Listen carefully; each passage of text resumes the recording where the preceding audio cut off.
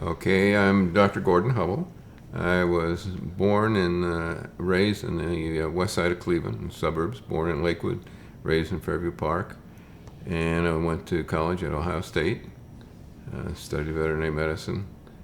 Actually, I got my interest in wild animals, I guess, back in junior high school, because I was the kid on the block that took care of all the injured wildlife. And then when I was a junior in high school, we were assigned to write a theme about what we wanted to become someday. And I had no idea actually back then, and my dad suggested that I interview a friend of his in Rotary who was a veterinarian.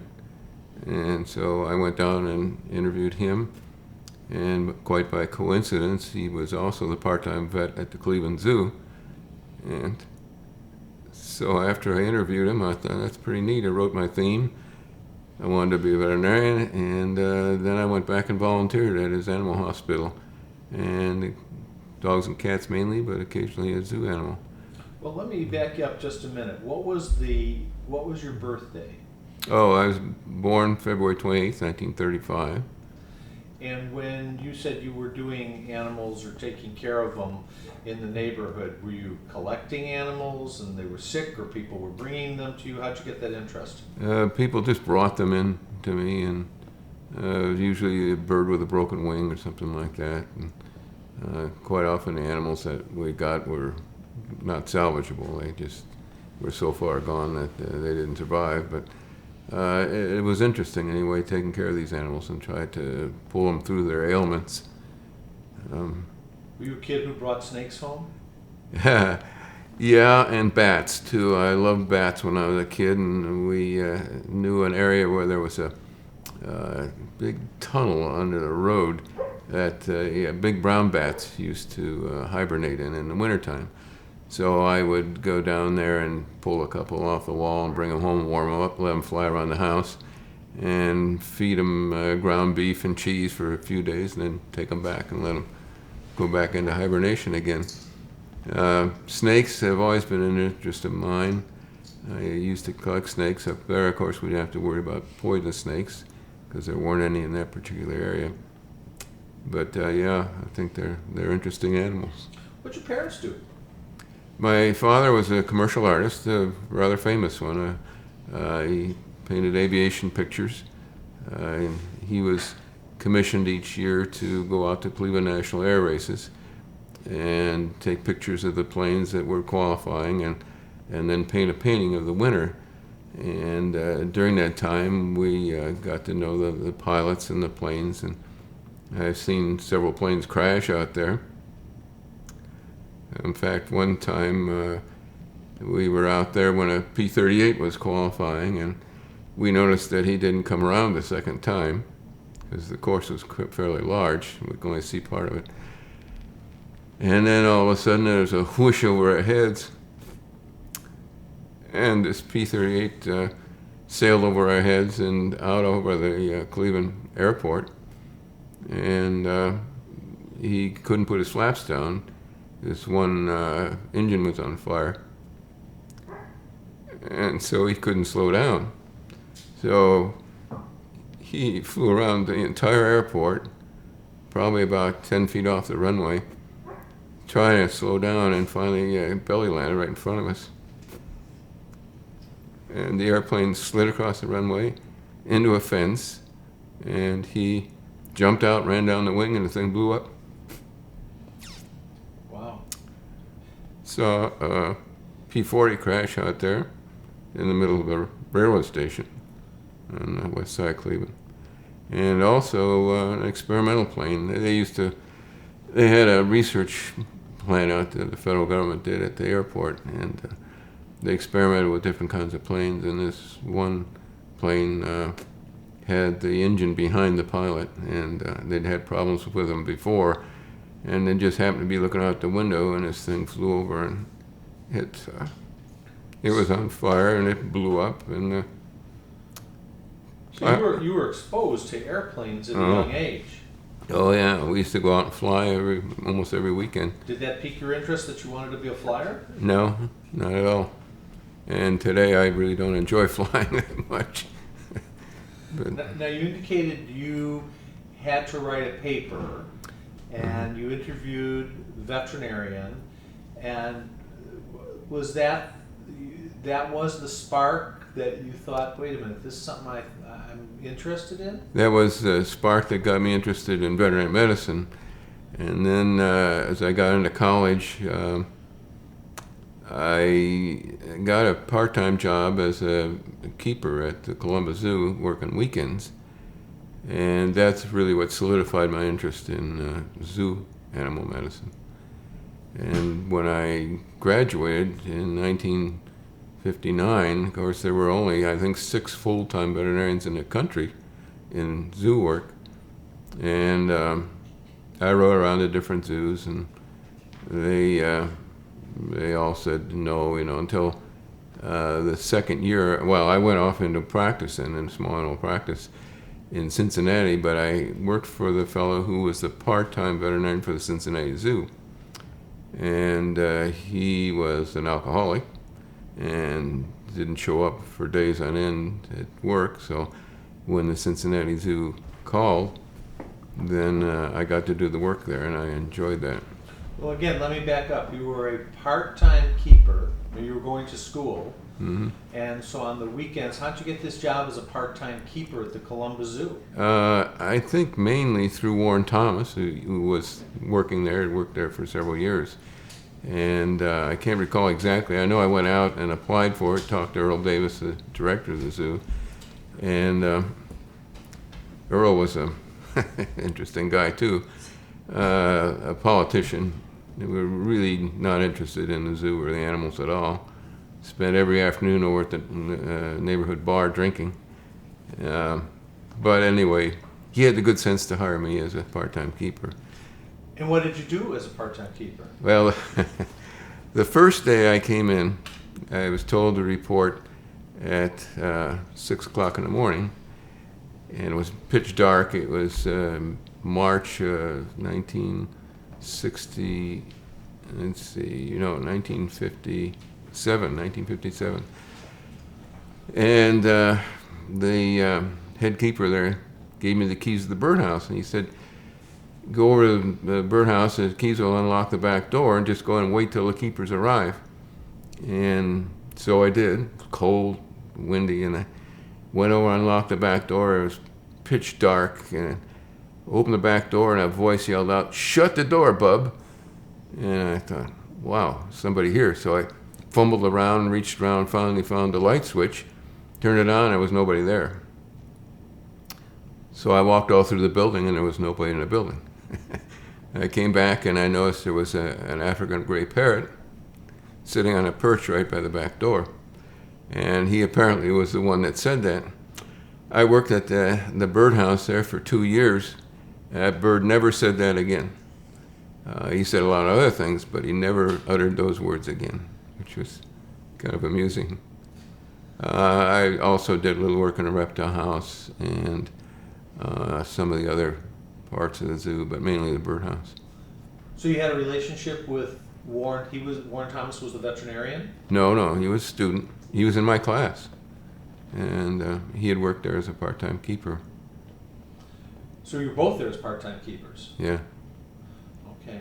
And then how long did this part-time job last? Well, it lasted a couple of years until I graduated, and then went down to Cincinnati to work in a small animal practice, doing the zoo work part-time.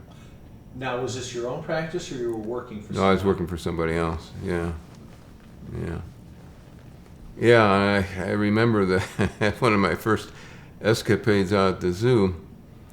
We got a call one morning at I went into work at 9 o'clock in the morning, started treating the dogs and cats, and we got a call from the zoo at 9:15.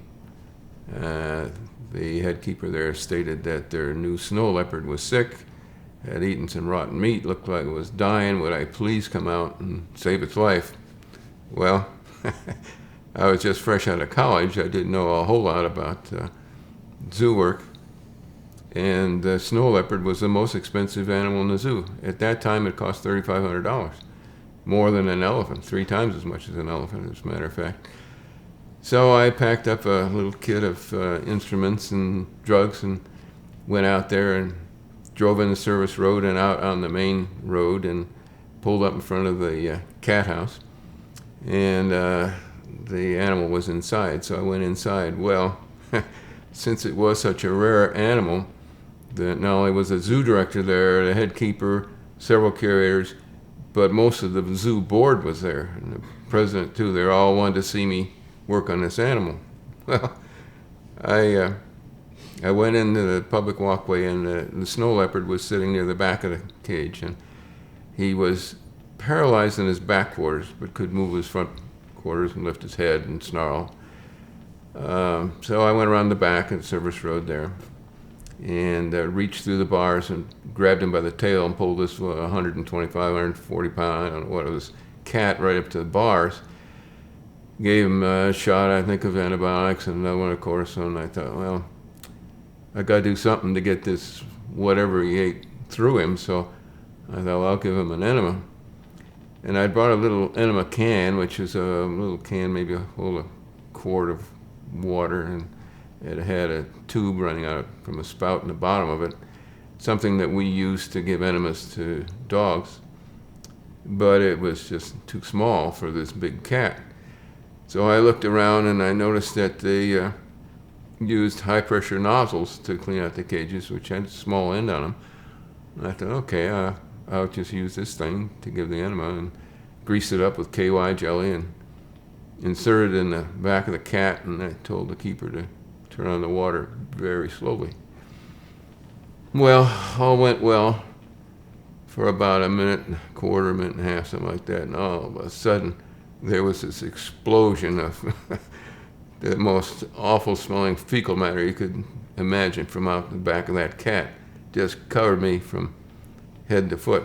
Well, this was also the day that I had to go to the hospital to pick up my wife and newborn son. And I had to be there at 10 o'clock, and it was now 9:45. Fortunately, the hospital was not far away, but I was a mess. And of course, everybody got a big charge out of me getting covered, all the board members and everybody. But anyway, I went to the back of that cat house and took off my shirt and washed up as best I could quickly. Remembered I had a gray plastic raincoat in the car, so I went out to the car, got the gray plastic raincoat on on this hot June day in Cincinnati, and drove over to the hospital. I'm thinking, well, I can still pull this off because I just go up to the emergency room door and they bring my wife down. But there was a rule at the hospital that I had to go up to the floor to get her. So I did. And I remember the shocked look on her face, and she says, "What's the matter?" And I said, "Don't say anything. Let's just get out of here."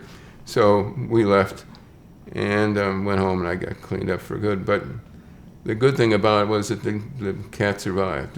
The snow leopard did well. And this was when you were part-time veterinarian. Part-time vet, yeah. And you were part-time veterinarian because the they guy had a full-time, or they didn't? They didn't have a full-time. There were only 6 in the country at that time, as I recall. Pat O'Connor, Les Fisher. I forget where else the other ones were, but there weren't many. So the Cincinnati Zoo approached you to be the part-time vet? No, the guy I worked for was contracted to be a part-time vet at the zoo. And I was working for him, but he didn't show up for work, so it was up to me. In spite of all that, I still was interested in zoo work.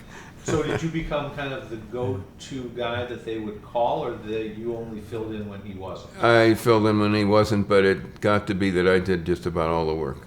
If he got a call, then he'd send me out, or if they had something that needed to be necropsied, they'd bring it over and I'd do the necropsy on it. Were you able to then communicate with these other part-time veterinarians or other veterinarians in zoos? Yes, what we did was, I remember coming to Chicago to meet with Les Fisher, and I think Pat O'Connor was there. I don't know if anybody else was there at the time, but we decided that we had to communicate with each other so that it would help us in treating these animals. And so when we would get a case that was interesting, we'd write it up and mimeograph it back then and send it out to each other. So we sent packets of case reports out to each other on a routine basis. And if we had a problem, then I'd call Les or Pat O'Connor or somebody, and I'd say, this is what I'm faced with. What would you do in this situation? Or what have you done? And that was really the beginning of the Zoo Veterinary Association. So when you were doing this, were you thinking, I want to get out of my dog and cat practice and I want to do full-time at the zoo, or were you happy with what you were doing with this part-time? Okay, I was not happy working in small animal practice because it was too routine. Fecal exams, dermatitis, spays were almost all the surgery we did, diarrheas and things like that. It just got to be too routine, and I didn't like the routine nature of it so much. With zoo animal practice, when I came in the morning, I didn't know whether I'd be working on a python or an ostrich or a giraffe or an elephant or whatever, and to me that was challenging. I enjoyed that kind of work. And so you were kind of thinking, I need to figure out how to do this full-time? Yes, and I rode zoos around the country for 2 years in a row. I actually got a call from George Verheller out at the St. Louis Zoo, and I went out there and interviewed, and then he decided at the time that he wasn't going to hire a vet. I don't think he liked vets anyway. And then I finally got a call back from Crandon Park Zoo in Miami, and they said they were ready to hire a veterinarian. So I flew down for an interview, and we decided we would move down there. And moving from Cincinnati to Miami, Florida was like moving to a different country. It was quite a change, quite an adjustment, but we really enjoyed it down there. So was it a difficult decision, or the minute they said, we're interested, we want to hire you, there was no thinking? It wasn't difficult at all, no. Tell us a little about this zoo that you arrived at, maybe a little bit of the history, or what was it like when you got there? What were your first impressions? Who was the director? Some general impressions. Okay, well, the Crandon Park Zoo is located on Key Biscayne in the southern end of Crandon Park, 25 acres of zoo.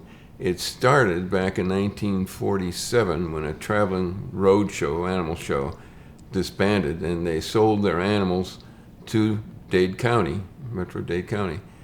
There were a couple monkeys, a green monkey, a rhesus monkey, 2 black bears. There was one other animal there too. But they put up some temporary cages on the beach at Crandon Park.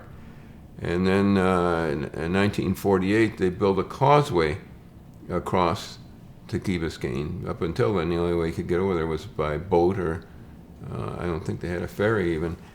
And they opened a zoo there. Now, the first zoo director that they hired, her name was Julie Allen, and she eventually married Henry Field, so she was Julie Allen Field.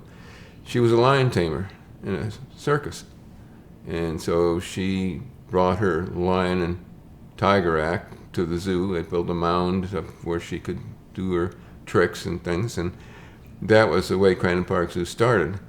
And it kind of grew like Topsy. It just, when they got a little money, they'd add another exhibit. There was no rhyme nor reason to the way that was laid out. But then Julie Allen Field left, I guess under questionable circumstances, and Bob Matlin was hired. And Bob eventually went out to Phoenix as the first director of that zoo when it was built. But Bob was a good guy to work with, and we did fine together, but he was there 6 months, and then he quit and went out to Phoenix. So at the ripe old age of 26, I was appointed zoo director. And this this was a different ball game. I'd been in private practice, and the method of operation is altogether different. When you're in private practice, if you want something, need a instrument or something, you go out and buy it. But with county government, you requisition it. It may or may not get approved, and it may be 6 months to a year before you get it. And that was one difficult thing. Personnel was another thing. I really didn't have too much say over the keepers that we hired, as they were sent to us by the Parks Department. We were a division of the Parks Department. And that was frustrating too. So it took a while for me to adjust to the whole operation out there. Well, now, you were hired as a full-time Veterinarian. Right. You were practicing 6 months approximately as the veterinarian under the director. Mm-hmm. And all of a sudden he leaves. Mm-hmm. Did they automatically say, you're our guy? Did you apply for it? Was this something you aspired to? How did that Okay, develop? they automatically said, they came along and said, you're the man. We had a head keeper at the time, Wayne Holman. Wayne eventually went out to Phoenix 2 with Bob Matlin. And he was good about it. I mean, he was really in line to become the director, but the Parks Department director thought otherwise. So, but he was good, and we worked together fine. Yeah. So when they come to you and say you're the zoo director, is this something you say, oh my, or you say, great? Yeah, no, I said, yeah, I'll do it. I wasn't really prepared to do it, emotionally, I guess, at the time, but yeah, I'll do it. I didn't jump up and down and yell and scream or anything, but yeah, it was an interesting challenge, and I like challenges. So. And what was your biggest surprise? Was it the bureaucracy that was your biggest surprise, or other things when you first got into the job? The biggest surprise, well, the biggest frustration, I guess, was the bureaucracy. I'd never been thrust into a political situation like that before, and it was political for sure. But we got along well, and back in those days, of course, the word zoo starts with Z, and it's the last letter in the alphabet, and it's the last thing in the budget. And so to get any money at all for the zoo was really tough. Anything for capital improvements, they're almost non-existent. And that was difficult. We had to fight for everything we got. Let me ask you a question about your time as a veterinarian, the short time. When you were veterinarian, you were, how did the keepers receive you? You're full-time now. How did they receive this new person, and what was your relationship with them? Well, the keeper crew was interesting. Of course, back in those days, they were not professional by any stretch of the imagination. A lot of them were farmers, and they just simply did their job and came in at 8 o'clock in the morning, did their job, and left at 5 or even a few minutes before if they could get away with it. So there was just somebody else to work for. Really didn't have too much problem with them. Were there curators at the time running the collection when you started as a veterinarian? No, we had one head keeper, and that was it. We had a Birdman who was very good, an older fellow.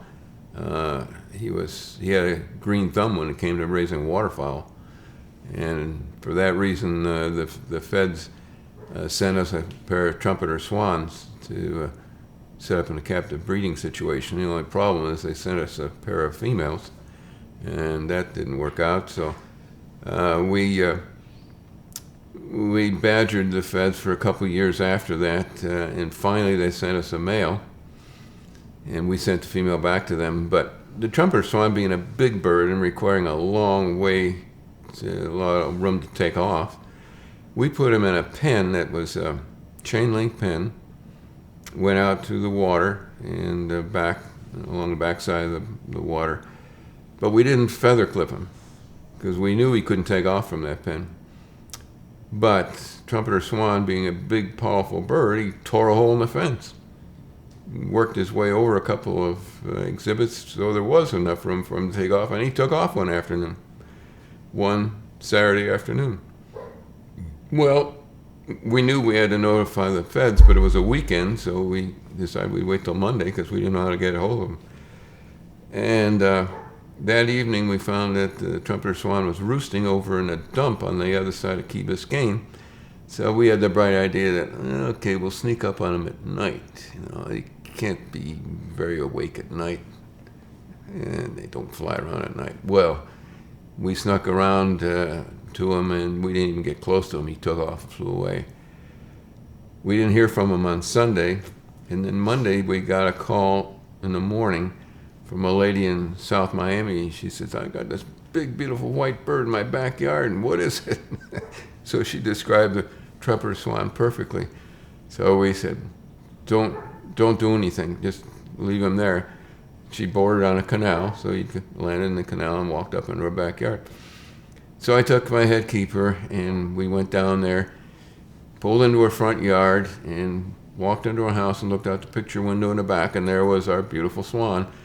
So we decided what we would do would each run around the house, one side, and I'd take the other side, and jump on him before he could take off. And while we were there, he stuck his head under his wing, went to sleep. So we ran around the house and caught him and held him down, so we didn't have to make that embarrassing call to the feds about their swan getting loose. First thing we did was clip his feathers. We never were successful at breeding him because we really didn't have enough space to breed swans. We've bred a lot of waterfowl, a lot of ducks and geese, but not swans. Now you mentioned you Bob Matlin was director when you first started as veterinarian. What was your relationship? Did he say, do your thing, or was he? He was very supportive, interested. Yeah, do your thing, but he was interested in things, and we talk about different problems, and yeah, he was very good. One of the first problems that we had, and that leads into another interesting story. We got a chimpanzee from West Africa, a young one, and we had her, I think, 3 or 4 months. We quarantined her, but then we had a couple people come down with hepatitis, and it ended up that 5 people came down with hepatitis.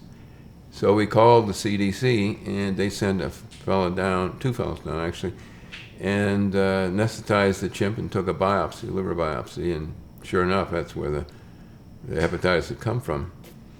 And the 5 people, 4 of them had a very mild case. The 5th one was in the hospital for a couple of days, but no lasting effects. But the interesting thing that did come out of that is when they anesthetized that chimpanzee, they used a product called Sernaline, and Sernaline was fantastic. I mean, you could give it a shot intramuscularly. There was no excitement period. They just simply got sleepy and lay down and went to sleep. The one thing we did notice is that they would do a little yelling and screaming now and then while they were under. Well, Sernaline had been a drug that had been experimented with in people, in prisoners, and they found it was hallucinogenic. So they stopped using it on people, but Park Davis kept producing it, and we used it in zoo work, and we got all the Sernaline that we could use to experiment on animals, and we used it over 1,000 times, and never had a death from it, never had any problems with it. And we used it on everything from big cats to primates. We even used it on hoofstock. Crocodiles. It was wonderful for crocodiles. Never had any problems with it. But of course, Sernaline is PCP, angel dust, and became a controlled substance, and they finally stopped making it. But it was one of the best anesthetic agents that we ever had to use in zoo animal medicine. Now, they put a derivative called ketamine on the market, and it was all right, but not like Sernaline. It was good. We used it. We used it up until the time I retired. But How are you administering these drugs? Intramuscularly, and that was the beautiful thing about it, because the only way you could give it to some of these animals was with a capture gun and a projectile syringe. And the capture gun, of course, was developed by a chemist by the name of Red Palmer in Georgia. And we got one, that was in the mid-1950s. We got one of his first ones probably around 1960, 61, just about the time I got to the zoo. It was a unique device because it was nothing more than a air pistol that had an enlarged bore barrel put on the top of it, and it fired a projectile syringe, which was an aluminum tube threaded on each end, had a needle on that you screwed on one end, and it the size of the needle depended on what kind of an animal you're going to use it on. And then on the middle we put a rubber plunger, and there was a little powder charge slipped in the rubber plunger, and then we screwed a tail piece on that. So the theory was that when the thing hit the animal, that the hammer in the powder charge would overcome the spring that held it back, and it would hit the powder and explode and inject whatever was in front of it into the animal. This worked pretty well, except sometimes it'd blow the end off the syringe and it'd come flying back past my head. So they started making the syringes out of heavier material. The first syringes they made, they used a chemical reaction, and it just didn't inject fast enough. If you shot a chimpanzee, for instance, with it, the chimpanzee would rip it out and throw it back at you before the thing even discharged. But with the powder charge, it got the dose right now, and it worked well. We used it on a few escaped animals. So you were really on the pioneering end of using this delivery system for animals. Yeah, we were. And sertraline, ketamine were the drugs of choice that we used. Yeah, they had experimented with paralytic agents like succinylcholine, even nicotine sulfate before that. But the problem with them is that the dose varied from animal to animal, from situation to situation. You could inject an animal in the morning, and in the afternoon it would take half the dose, or maybe twice the dose. And so you just kept injecting until you got the right dose. And there were a lot of deaths with it. It just didn't work out that well. And of course the animals were paralyzed. They could still feel all the pain, but they just couldn't react to it. So it was not a satisfactory method to use. Anesthetic agents, we didn't have any intramuscular agents up until time sertraline came along, because we were using barbiturates, and they had to be injected intravenously. If you injected them intramuscularly, they'd cause too much damage, tissue damage. So now you're a new zoo director, looking for a challenge. And what was your day like? Were you still the veterinarian? Yeah, and the first year I worked 364 days. It tells you what my life was like. And we did manage to start taking a couple weeks off now and then to go to Sanibel Island, but it was work all the time. Fortunately, we lived about a half a mile from the zoo. I either walked there or rode my bike there. But it got to be embarrassing. Sometimes people would stop and ask me if I wanted to ride, if I was walking or even if I was riding a bike. And my neighbors all felt sorry for me, I guess, but it was good exercise. And what surprised you about the job as you were doing that on a day-to-day basis? Oh, nothing really surprised me. Every day was a kind of a surprise because I never knew what animal I'd be working on. But nothing too surprising there, I guess.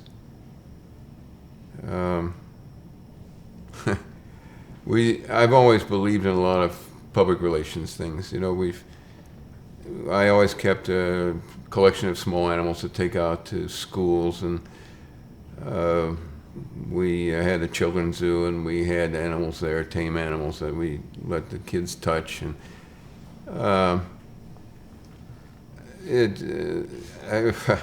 well, way back in Cincinnati, for instance, we got a call from a local station, a local TV station. That was the educational TV station, and they wanted somebody representing the zoo to bring an animal out for their children's program. So they called my boss, and he said, well, you do it. And so I said, okay, fine. So at the time we had a few skulls of animals, and I thought, okay, I'll take these skulls out and we'll show them to the kids, let them touch the teeth, tell them how they chew and what they feed on and all that. And so it was a half-hour live show, and I went to the studio, and there was a lady moderator there. And it went real well. The kids were, young kids that age are a joy to work with. They ask all kinds of questions, and everything was ooh and on about, oh, this eats that, or look at the teeth on that. Well, after the show, the station manager came down and he said, hey, you did so well, I'd like you to come back next week. So I said, okay. Reptiles have kind of been an interest of mine, a hobby of mine, and I knew the guy who was the reptile curator at the Cincinnati Zoo, and I felt I could be easy enough to borrow some reptiles and bring them to the show. And the lady moderator said, fine, that'd be fine. So the next week I went to the zoo, and I picked up some animals. I had a small crocodile, couple lizards, couple snakes, a turtle, and went into the station and walked into the room, and there were no kids. And I said to the lady moderator, I said, what happened? She said, well, we couldn't get the bus to bring them out today. I said, oh my gosh, here I know something about reptiles, but I haven't studied about these individual animals. I was relying on the kids to touch them and see that the turtle had a hard shell, and the snake skin was smooth and dry. And I said, you're going to have to do that then for the kids so we can carry on a conversation. She said, fine. Well, I opened the first bag and pulled out a 6-foot boa, and she let out a scream and went running out of the studio. So I had a half-hour show to do by myself that I was not prepared to do, and it was a disaster. But in spite of that, I still later on kept doing them anyway. Oh my, that was my introduction to doing live animal shows. And were you doing things like this in Miami when you were director? Oh yeah, we did a lot. In fact, I was doing 2 regular children's television shows, weekly shows, at the same time, and then did annual shows for the Audubon Society, all using live animals, all on television. Now, did you have a vision of what education would be like at the zoo when you took over? Well, I felt that education was the main thing for zoos. Sure, they're entertaining, and sure, some of the bigger zoos could do research. Conservation, yeah, but back in those days, conservation wasn't a big topic in zoos because animals were readily available. If a lion died, you just ordered another one. There were animal dealers in this country that could supply them, and there was just no problem getting animals. And I knew all the animal dealers. Miami being a major port of entry, we had animals readily available to us, and I got to go down and pick what I wanted, actually. So there was no problem getting animals for the zoo. And we didn't really think about education or about conservation. Education, yeah, I've always felt strongly about that, and we did develop an education curator position, and I had him go out to the schools. I had been doing it up until that time, and take live animals out there and talk about them. So education has always been my main focus, I guess, in zoos. Let me follow up on a couple of things. Were you able, you said you hired an education curator. When you came in, were you able to hire other curators or people that would assist you other than a senior or a zoo manager? Well, the zoo was small. You know, back then it was 25 acres, and we didn't have that many animals. Now, we did increase the collection and increase the exhibits. So it got to the point where we did have to hire a education curator, and we developed a curator of mammals, curator of birds. They were not PhDs or anything in zoology, but they were management people that could manage animal collections. You mentioned animal dealers, and Florida was a hub of animal dealers. Can you talk a little more about that? I mean, who were some of the names that you had to deal with, and how did they operate? And you were right at the epicenter. Yeah, Bill Chase was the first one that we dealt with. Charles P. Chase was the name, but he went by Bill. Bill did mainly zoo animals, and was a good, honest person to deal with. I liked him very much. And I think his company was called Charles P. Chase. But then we had the Pet Farm, which was Norman Krolik, and they did mainly importation of animals for pets. Ralph Curtis worked for him for a while, and then Ralph went off on his own. He couldn't stand the pet trade part of it, and we dealt with Ralph. Ralph was a very honest, very good person. He really took care of his animals. But the pet part of it, oh my God, it was awful. I'd go down there at times when they'd import a couple thousand monkeys, and 1,000 of them would be dead. You know, it was just really, it was depressing. And one of the things that got AA's EPA in the endangered species mode was the orangutan problem. And I saw orangutans come in there, and again, you get 3 or 4 orangs, half of them would be dead, and the others would die within a few weeks. And we finally, in the zoo profession, said, you know, that's enough. We shouldn't be bringing these animals in for pets, and maybe not even for zoos anymore, because we could breed them in zoos, but especially the pet trade. And we developed our own restricted list, or our own endangered species list, back in 1962. And the orangutan was the first thing on that list.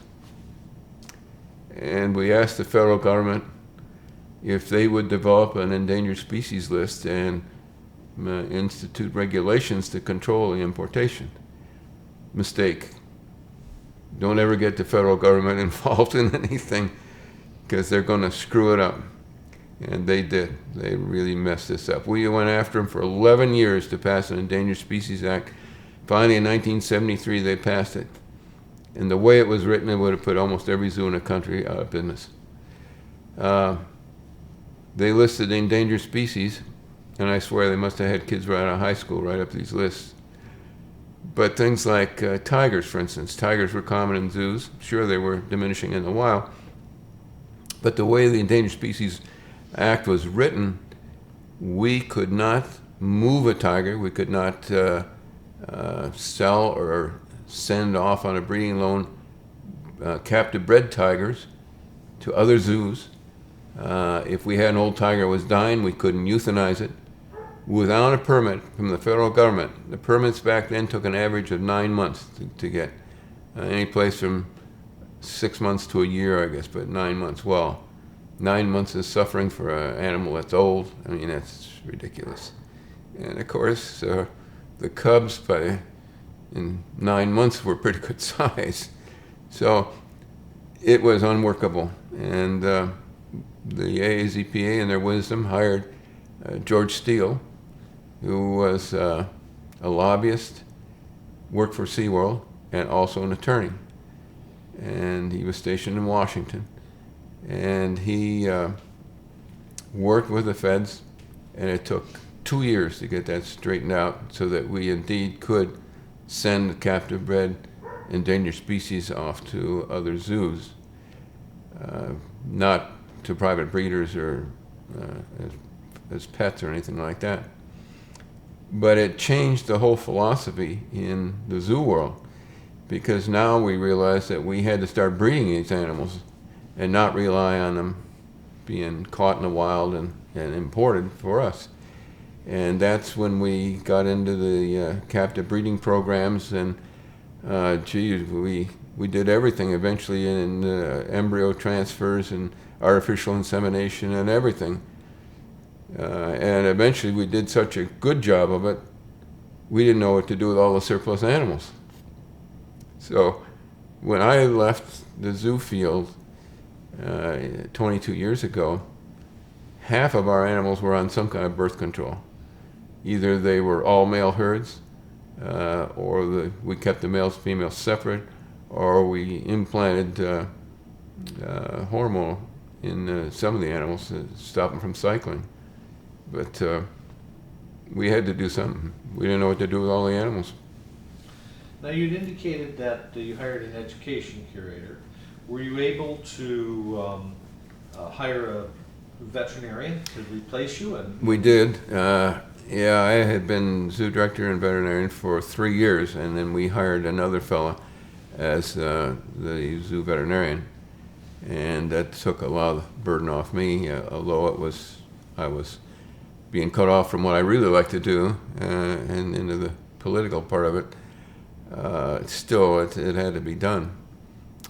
He was with us 3 or 4 years, and finally he went down to Venezuela to work on a private animal farm down there, wild animal farm. And once he got down there, he was there for a couple of years and wanted to leave. They wouldn't let him leave. And he was essentially held captive in Venezuela. His wife and kids were able to come back, but he snuck out of there in the dead of night one time and made it back to this country. But he had a wild time down there. Now, we were talking about tranquilizers and doses and so forth, and you were on the cutting edge. Can you tell us the story about the gorilla named Colonel? That's a chimpanzee. Oh, a chimpanzee and Yeah. a jaguar? And the jaguar. Well, we had one Colonel was a chimpanzee that somebody had raised as a pet, and so he was totally screwed up psychologically. We tried introducing females with him, and he was just scared to death of them. And he'd run and hide and scream and all that. But he was a big animal, weighed 146 pounds. It's a huge male. And one day I was sitting in the office, and our head keeper came running into the office. It was Friday afternoon, and he said, "Colonel's out." And it took a few minutes for me to figure out what a colonel was, and then I realized it was a big male chimp. So I said, "Okay, you watch him, see where he goes, and I'll get the capture equipment ready, and we'll see if we can catch him." Well, at the time, we had the other full-time vet, and he was off that day. So I didn't know where he kept all the equipment. I went in there and fumbled around, found the darts, the syringes, and the drugs, and by that time, we were using ketamine. We weren't using Sertraline. I wasn't familiar with it. So I did a quick brush up on dosages, and I loaded up 3 darts, figuring I could miss him a couple times, but the third time I better get him. So I got in the zoo station wagon, and I asked the head keeper where he'd been. He said he went over to the front gate, and he was sitting up on top of the stanchion for the gate, the 7-foot high fence. So I drove over there, and I drove up so that the driver's side of the station wagon was facing him. But I hid the capture gun because I knew the minute he saw that he was going to take off and run. So we did a stare-off for a few minutes. He was trying to figure out what I was doing there, and I was trying to figure out how I get a shot at him.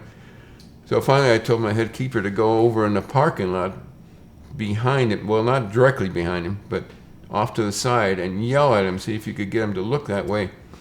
But don't get behind him because I didn't want him hit with a dart. So he did, and Colonel snapped his head around and looked to see what was going on over there, and I shot him and hit him right in the thigh.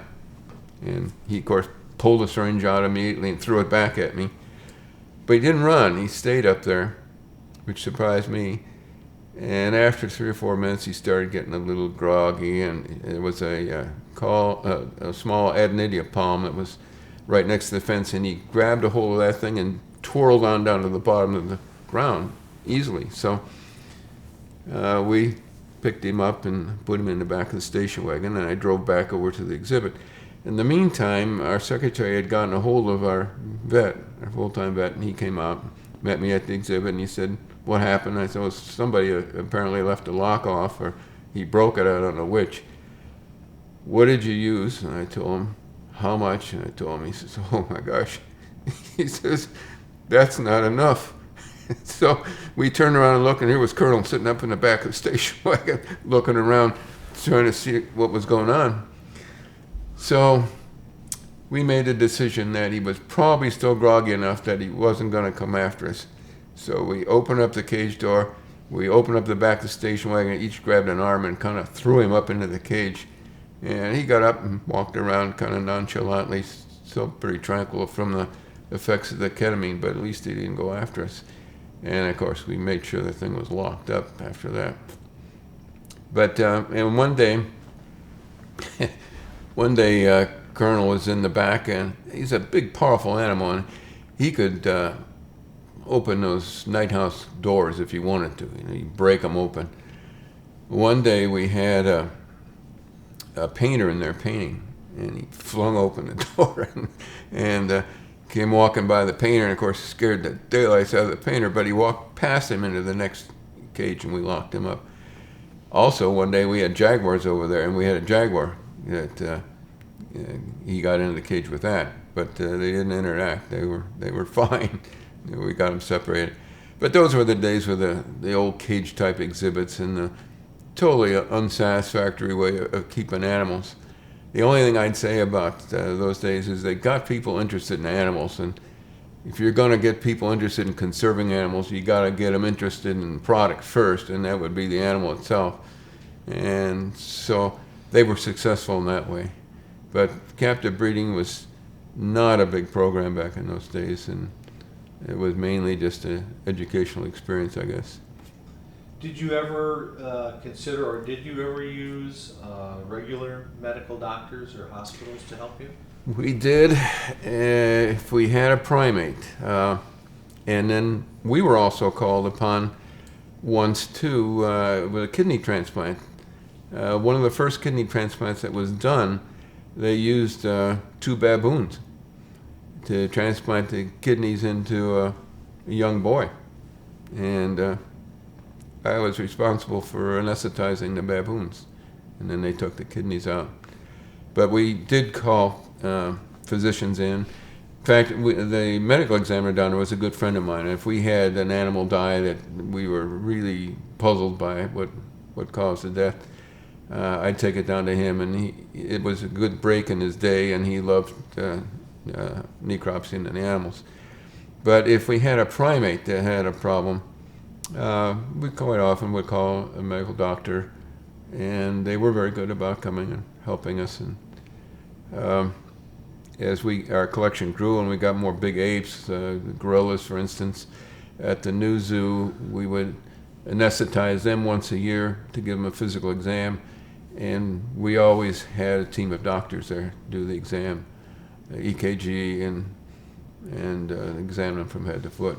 It was a good break in their day, and it was a good help for us. So we worked together well. Just to remind you to incorporate his question with your answer. Yeah. What was Okay. what would you say was the favorite part of your job being director? The favorite part of my job as director, I guess over the years, was planning and developing a new zoo. One that had natural habitats.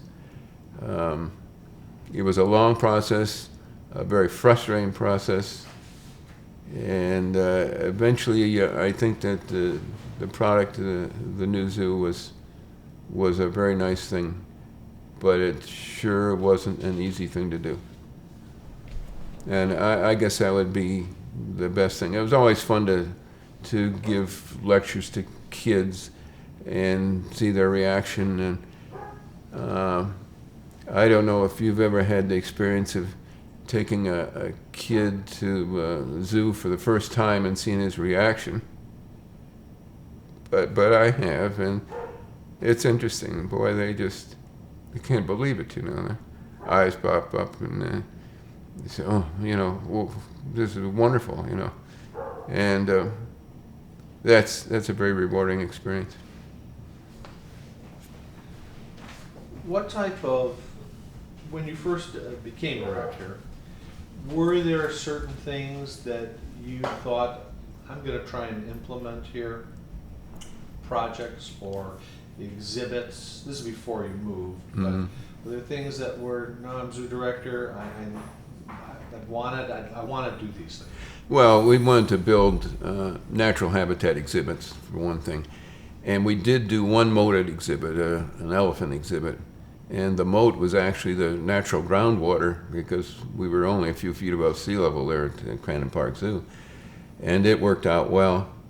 We built an elephant night house that consisted of very, very heavy steel bars spaced so that a person could run between them if he had to get away from an elephant. And they worked out very, very well. It was a very nice exhibit. We built a couple other, I guess you'd call them pit-type exhibits for things like aardvarks, for instance, peccaries, small animals like that, and they worked out well. But I wanted to develop a professional staff, and so we tried that as best we could with the funds we had and the personnel we had. We did have some good people there, and they fell into those roles. But as far as having a teacher as our education director, we just couldn't afford it.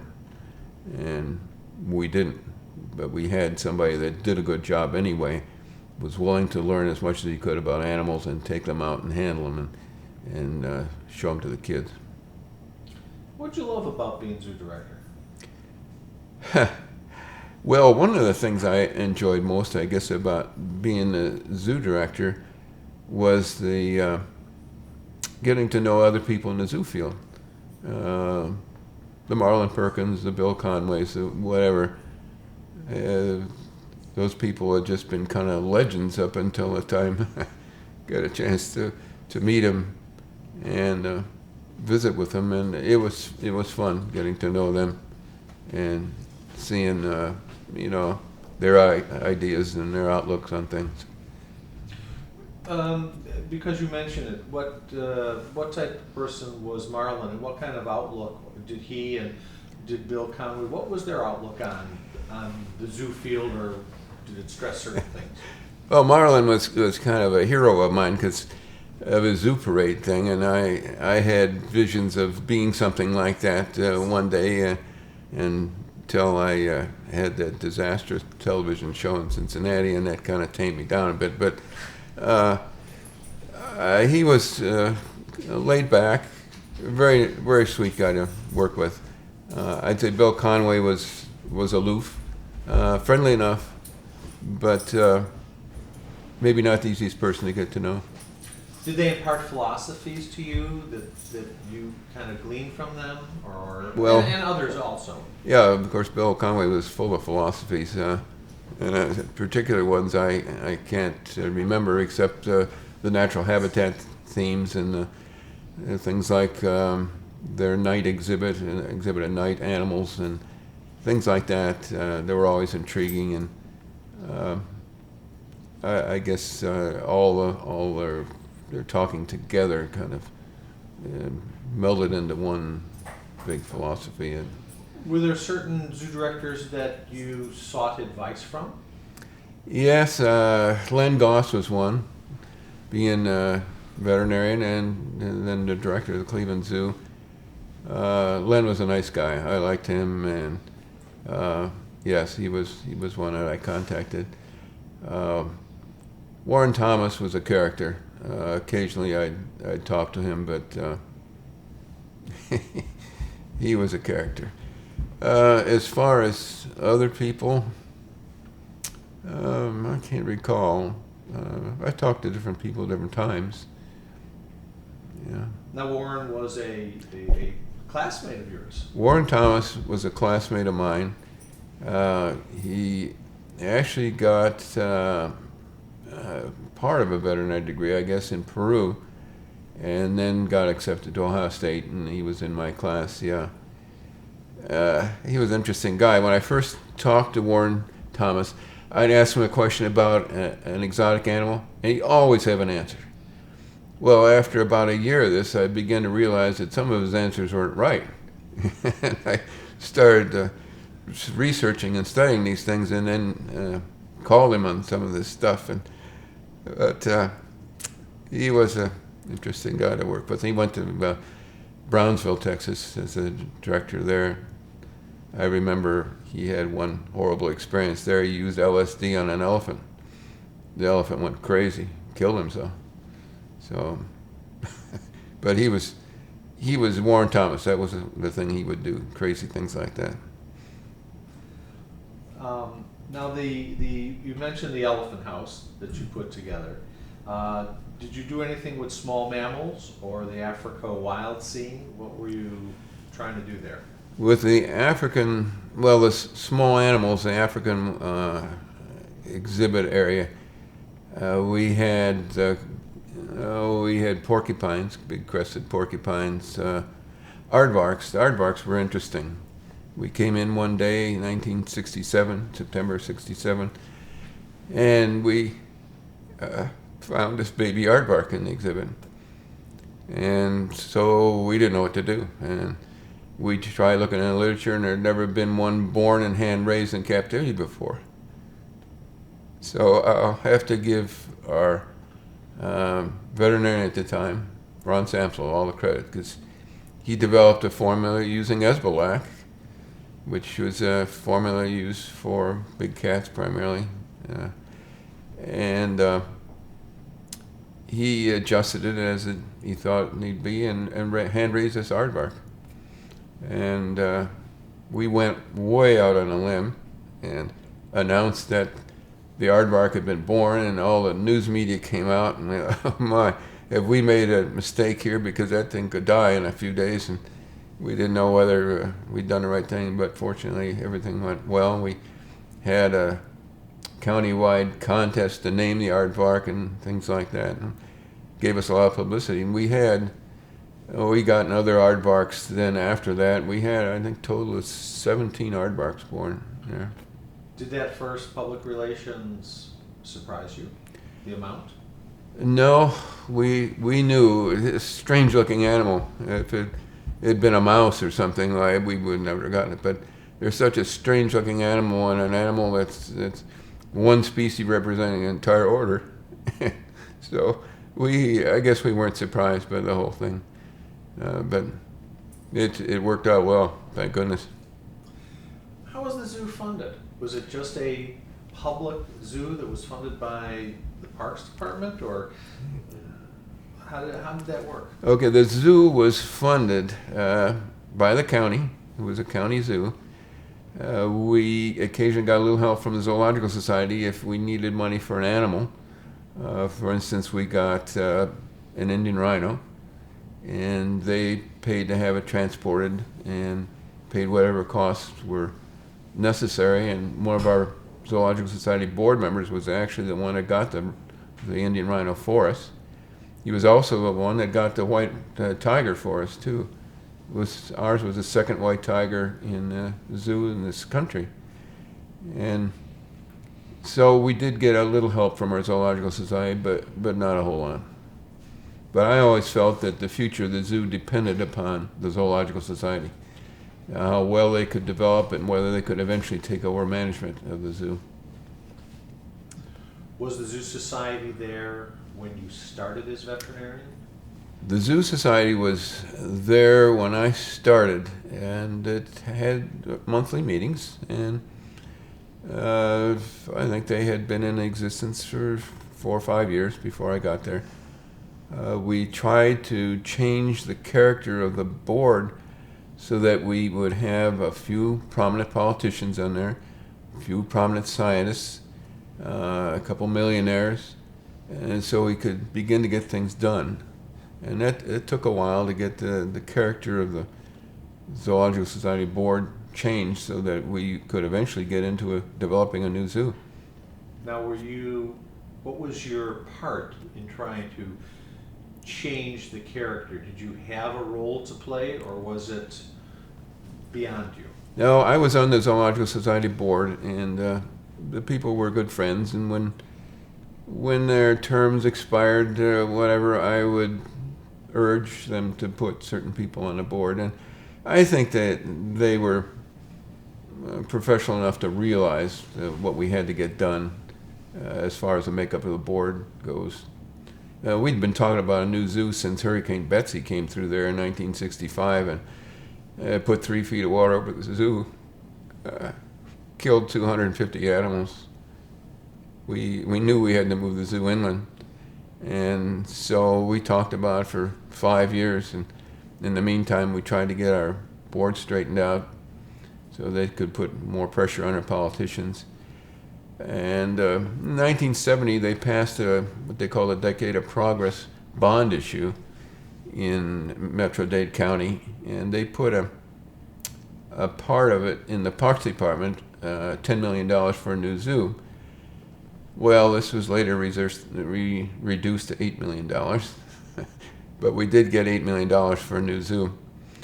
I convinced the Zoological Society board to hire T.A. Strasser as our zoo designer. Now, I had known Terry Strasser since I worked at the Columbus Zoo. He's originally from Columbus, a commercial artist, a very good artist. He was a keeper there, and then he eventually became curator of birds. And so he had zoo experience, had, 6, 7 years zoo experience. But being a good artist, he decided he would get out of the zoo field. He moved to San Diego and started doing art shows all around the country. Well, he would come to Miami maybe once every 2 years, and we would say, talk about a new zoo and how we would design it if we could. So when the time came to hire a zoo designer, to me he was a natural, and the Zoological Society hired him for 9 months. His goal was to develop a master plan. I worked with him, and to build a model. It was 7 feet square, as I recall, of the zoo. And he finished this in 9 months, and we presented this before the county commission. And of course, he did renderings to of the exhibits, and it passed the commission's approval. And then he was hired back again the following January as our permanent zoo designer, and we got an opportunity to work together again, developing the zoo. And the county hired a firm. They wanted to hire an architectural firm to design a new zoo. We said no. We're the designers. What we need is an engineering firm to make it work. And they did listen to us.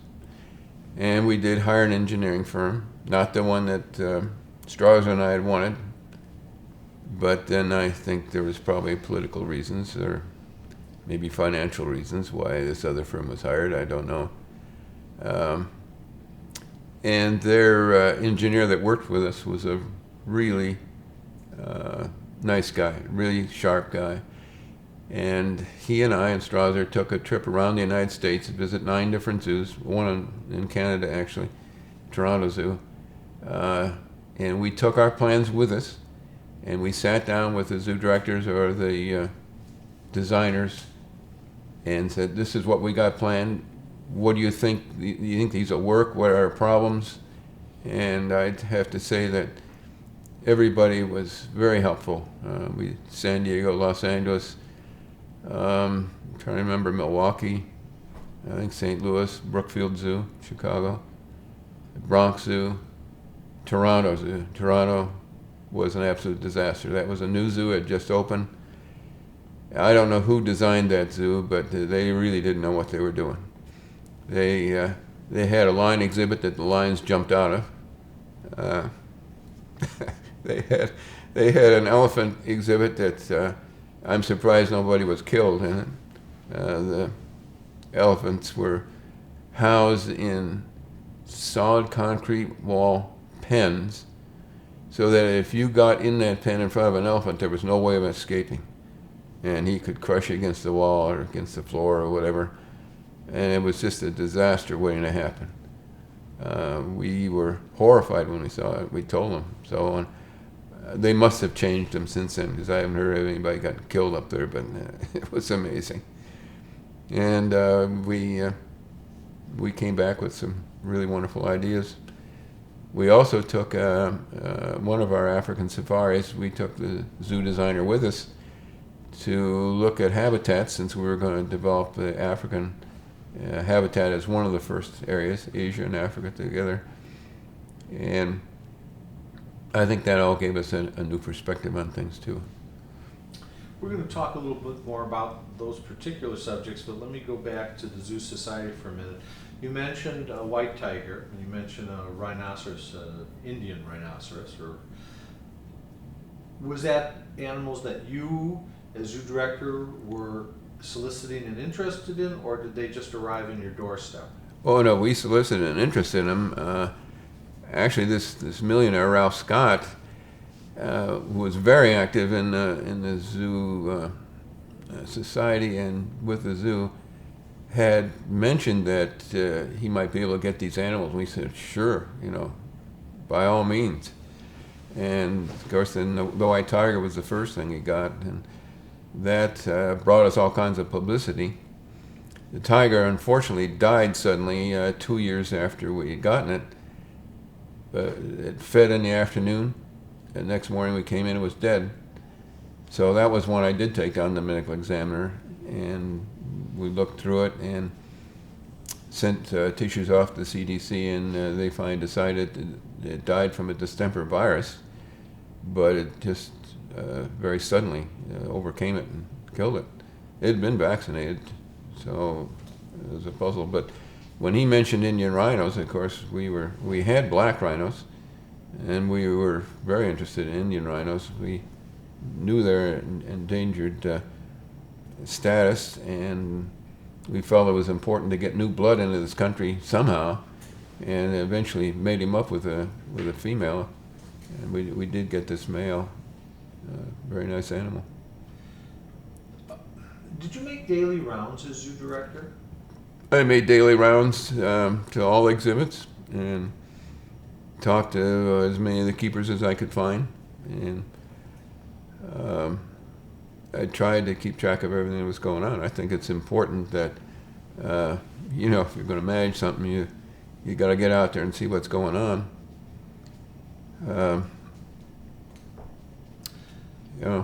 How would you describe your management style?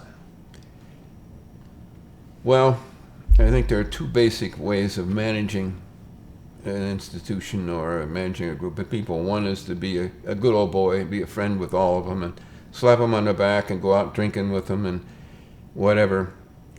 The other one is to not socialize with them, and maybe only at a yearly party or something, but be a bit apart from them. And that was really my way of doing it. Not that I tried to be aloof or anything, but just they weren't a part of my life, I'll put it that way. Whereas I had an instructor in veterinary college once who was one of these guys that was everybody's buddy, and it just didn't work out too well. And so I saw that wasn't working, and I think maybe it's a little better if you're a little bit separated from the employees you work with. How involved was your family in your profession? Well, my family was involved in one way, in that the animals I brought home to bottle raise, for instance, like a lion and a tiger and a cheetah, puma. We had a marmoset, and one of the problems I faced veterinary problems I faced was a gelada baboon that we had gotten a pair of them. They'd been there, I think, 5 years. Had never bred, but the female started getting a big belly on her, and we thought maybe she was pregnant. But she started laying around in the cage on her back and pushing her feet against the wall, and obviously in some discomfort. She did this for a couple of days, and I thought, she's got to be in labor and having problems delivering. So we anesthetized her and delivered a baby, a healthy baby, and then sewed her back up, put her back in the exhibit again with the male.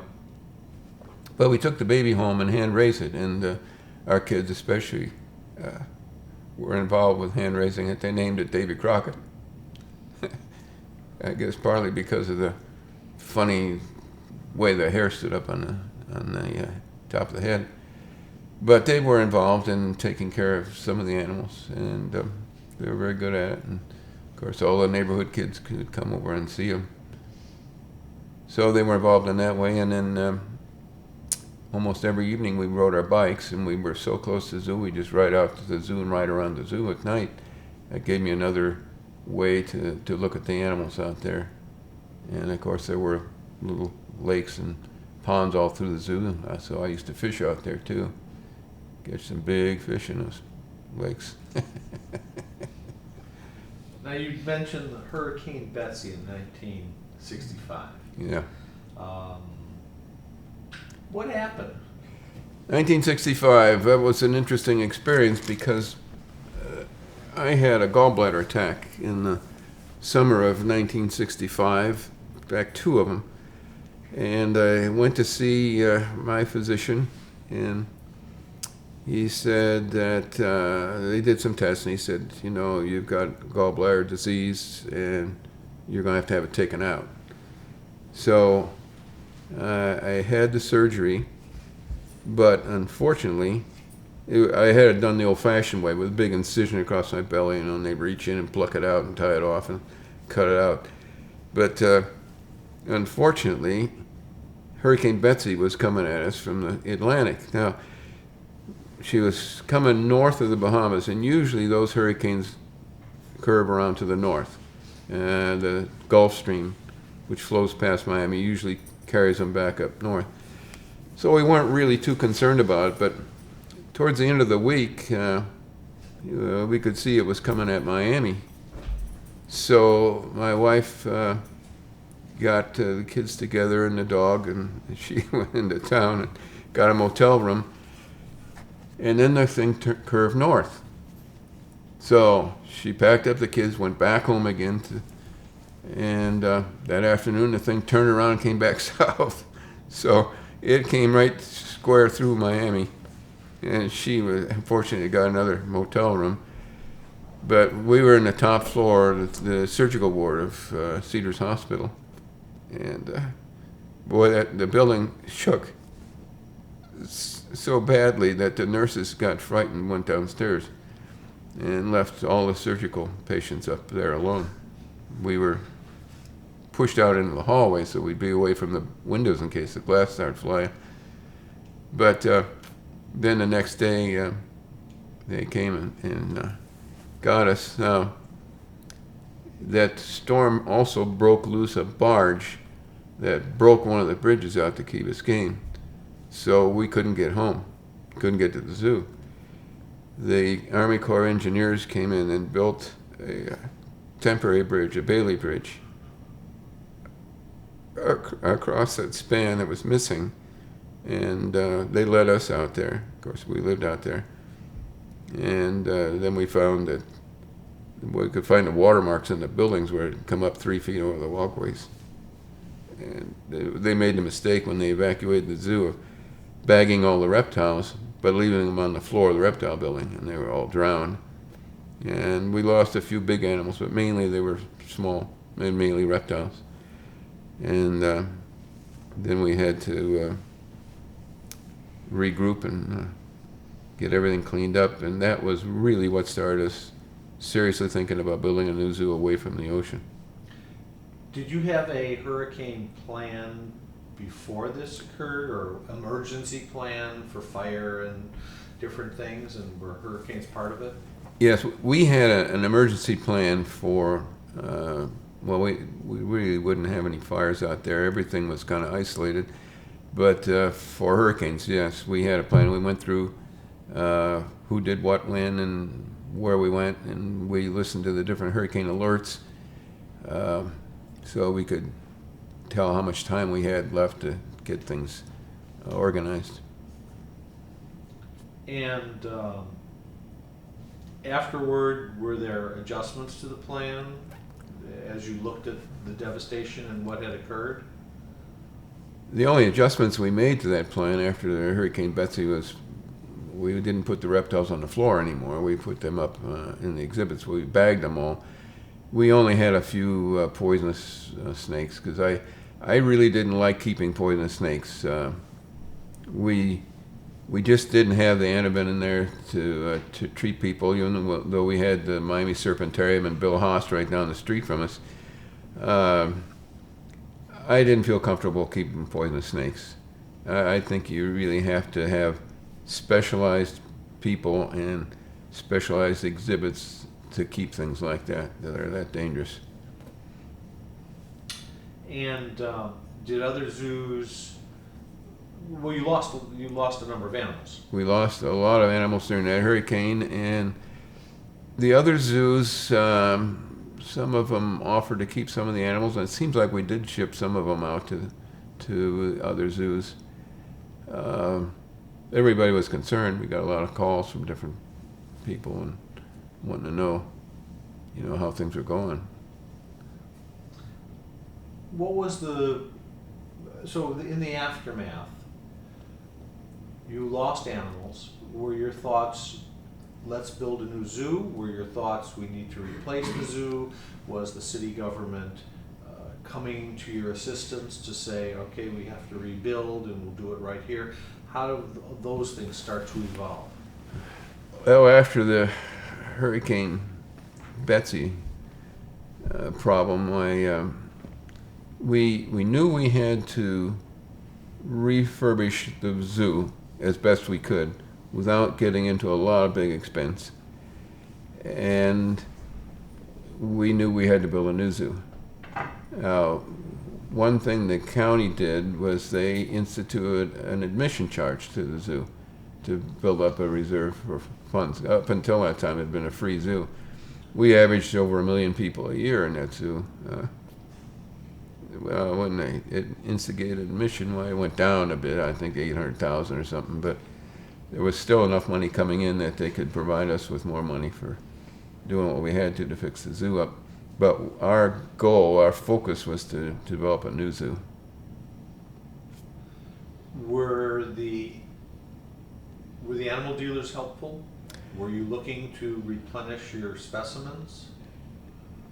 The animal dealers after the hurricane, I wouldn't say that they donated animals to us or anything like that. They helped us in securing what animals we needed, but mainly, again, they were reptiles because the mammals did pretty well. There was a couple mammals that we lost. I can't remember what species they were right offhand. Did you notice any behavioral differences with the animals after the hurricane? Or? We didn't notice any behavioral differences with the animals after the hurricane. No, things went pretty well back to normal again. How long did it take to reopen the zoo after this devastation? It probably took us 2 weeks to reopen the zoo again.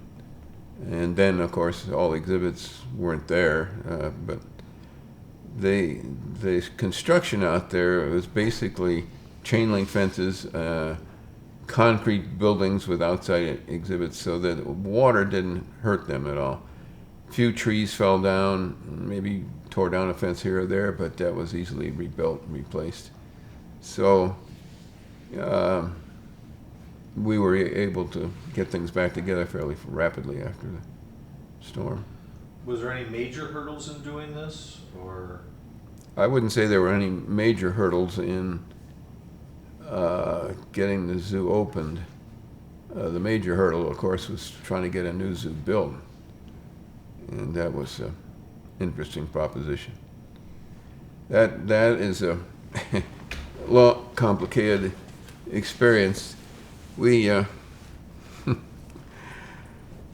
playing the political game again. We knew that we should get the designer from the Parks Department involved in our design, whether we paid any attention to him or not. At least we could at least say that he had input. And he was a strange guy. Fred Beauregard was his name. So we made arrangements with Disney to tour Disney World before it was open, while they were still developing it. And we took Fred with us up there, and we're able to go through the haunted house, a lot of the attractions, and they showed us behind the scenes how everything worked. I mean, it was quite a fantastic trip. We knew a guy that was one of the designers up there, and so he got us into these different areas. And we presented the master plan we had finally to the Parks Department, to the whole personnel. Well, Fred all of a sudden, from being a friend and helpful, became our enemy.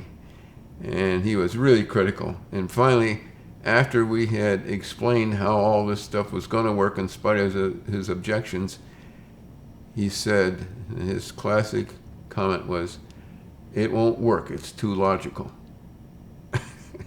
And I thought, wow, Fred, that's a nice compliment, I appreciate it. Then of course, we got things well along, and we had some problems with the architectural firm, engineering firm, because they ran into overruns on it.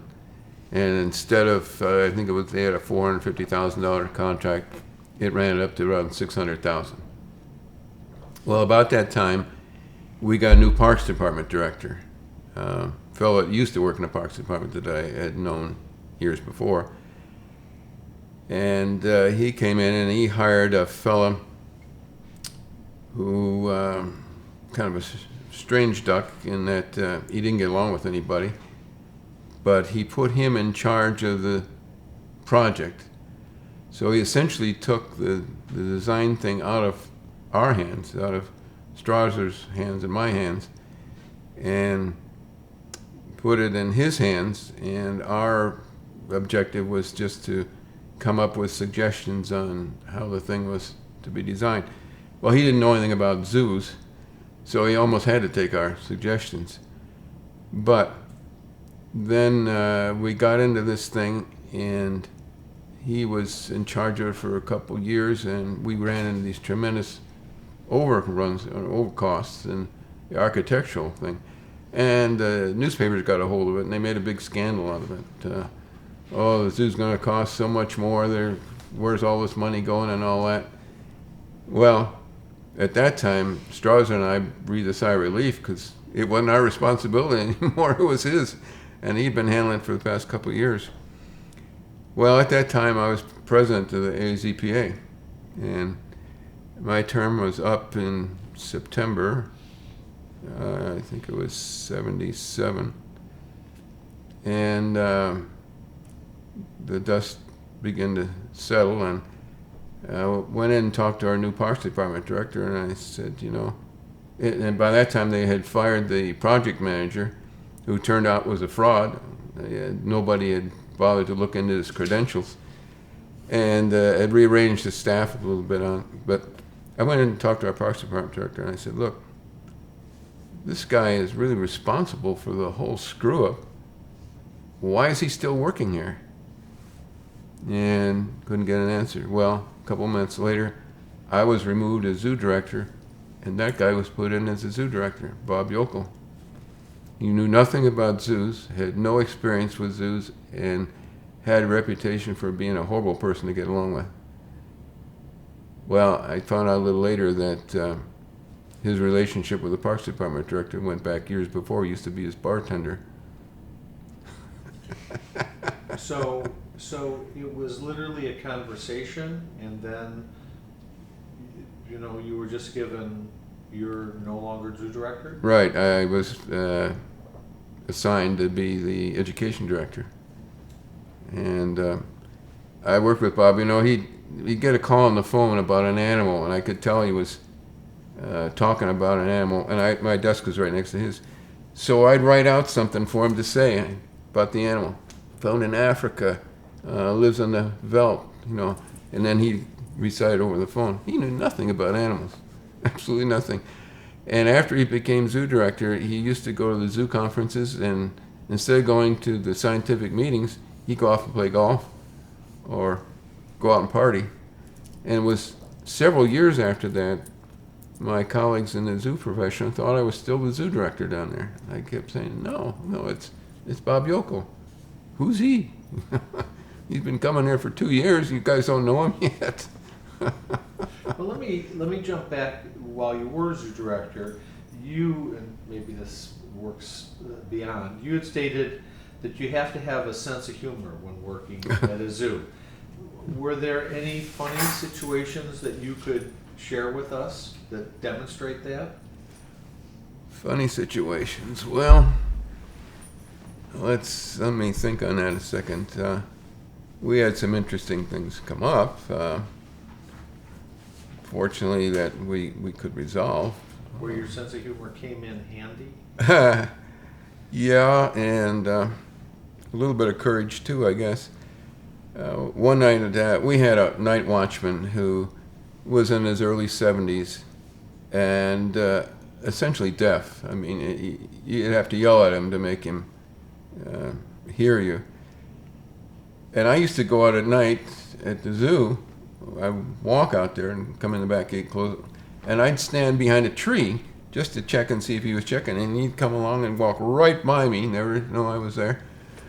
But he had a bad habit of checking every lock, and he'd shake every lock. And he did this for a couple of years, and they started to break. He just wore him out. But one night he called me. It was 11 o'clock at night, and I'd just gone to bed. And he says, "Doc," he says, "the hyenas got out, and they chased me back to the office. Come out, do something." So I got in the car and drove out there, and I kept thinking, only 5 minutes away, I kept thinking all the time, what am I going to do? How am I going to catch 3 hyenas in the middle of the night? So I figured the only thing I could do would be to try and shoot them with a capture gun and tranquilize them. So I drove up to the hospital. I loaded up 6 darts, figuring I could miss each animal one time. But I had 3 of them I had to make connection. It's fortunate they were hyenas. If it had been wolves or coyotes or something else, they'd have been gone. But hyenas are a funny animal, very curious animal. I got in the pickup truck and I drove around the zoo, and there was no lights in the zoo. It was perfectly dark. Couldn't find the hyenas, so I figured, okay, I'm gonna have to walk around. So I got out of the truck and I started walking around the zoo, went back through the children's zoo, back to the very back of the zoo, and lo and behold, there were the 3 hyenas sitting in the walkway looking at me, and bobbing their heads the way they do and letting out a little hoot here and there. So finally one of them came running up maybe 10 feet from me, bobbing around like this. And he turned around, I shot him right in the butt. He ran back there with that dart, and the other 2 were sniffing around, what's going on? So I went up while they were there, walked right up to them and shot the other 2. Had all 3 of them knocked out within 45 minutes after they'd escaped, thank goodness. Then we had to figure out what to do with them. They weighed 95 pounds apiece, so I had to go back and get the night watchman to help me lift these things into the truck. And we went over to the lion exhibit and emptied out. We put all the lions in the night house and drug these things into the outside exhibit. But they had gotten out of a giraffe exhibit that had rock base to it. I mean, they were big boulders in there, and how they dug out, I don't know. But they digged, and hyenas can sure dig. But you almost have to have a sense of humor when you do things like that. We had another situation out there. We got in. We had 2 Cape buffalo in the old zoo. We got in a trio of forest buffalo. Forest buffalo weighs 600 pounds, 700 maybe for the male. Cape buffalo weigh 1,200 pounds, so they're half the size. But we did not cut down on the amount of food, so they got really fat, and we just didn't keep on top of the whole thing. Well, one day the keeper came over and he said, this one female is walking around with her tail stuck straight out, and she's kind of waddling around. And I went over and looked at her and I said, oh my God, it looks like she's in labor. She's so darn fat we can't tell whether she's pregnant or not. So I told the night keeper, I said, to keep an eye on her. I came home and in the middle of supper, it was 6 o'clock or so, he called and he said, she's down, she won't get up. So, oh God, we got to do a cesarean section now. So everybody had gone home. We had a night keeper, and we had a friend of ours, a Mexican fellow who had just gotten his veterinary license. It was a neighbor of ours, so I got him. I got the guy that worked up at the gas station. A night keeper called in one of his buddies, so there were 5 of us there. And we went over to the exhibit, and there was no light in the exhibit, so we rigged up a Q-beam light on the fence, hooked it up to the battery in the car, and I went in, gave her a dose of Rompin to anesthetize her. And I had all the instruments there, and we tied her front legs to one palm tree, her back legs to another palm tree, and shaved her side, left side, and got ready. In fact, I started the incision, and it started to pour down rain. So we covered up the instruments and the incision with the sterile gowns we had there until the rain passed. Well, then I cut into the fatty layer, which was extensive on this animal, and of course it bleeds a lot when you get it in the fat. And the guy that was holding the flashlight passed out. He fell over in the sand. So the night keeper grabbed him, held him up with the flashlight, and we went in, we cut open the animal, got into the uterus, got the calf out, a 65-pound calf, probably about 15 or 20 pounds overweight, dead, and pulled it out. And then we had to suture her up, and of course it only takes about 15 or 20 minutes to make all the incisions. It takes a couple hours to sew them up. And I sewed up the uterus and then the muscles, the abdominal muscles, and we got just about sewed up, and it started pouring down rain again. And we covered everything up, and then the shower passed, and we finished sewing her up. Well, she did fine. We gave her a long-acting penicillin. And I figured, okay, I was going to have to give her a shot every other day of long-acting penicillin just to make sure we didn't get peritonitis out of this whole thing.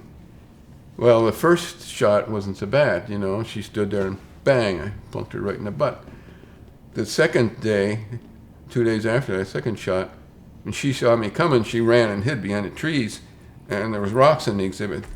So we had to sneak around trying to get a view of her so we could shoot her. But by the third injection, she was almost impossible to shoot. But we did get it into her. She survived, and she had several calves normally after that.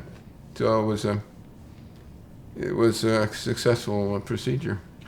Now, from the crazy things that happened, in 1975, there was a report that was submitted that some of the animals were being abused. Was there any evidence of abuse? And how did you handle that kind of situation? Was it Crandon Park Zoo? 1975. It must have been Crandon Park Zoo then. We had keepers that, in fact, I remember the television reporter that came out to investigate animal abuse allegations. He said, here are a list of 10 complaints or something. And one of them was a male lion that had gotten sick, and I had treated it, and then it died. And the time we didn't even have a male lion, and no lions had died out there. I had treated one lioness that had been sick, and this sort of thing. We had some rabble rousers that were.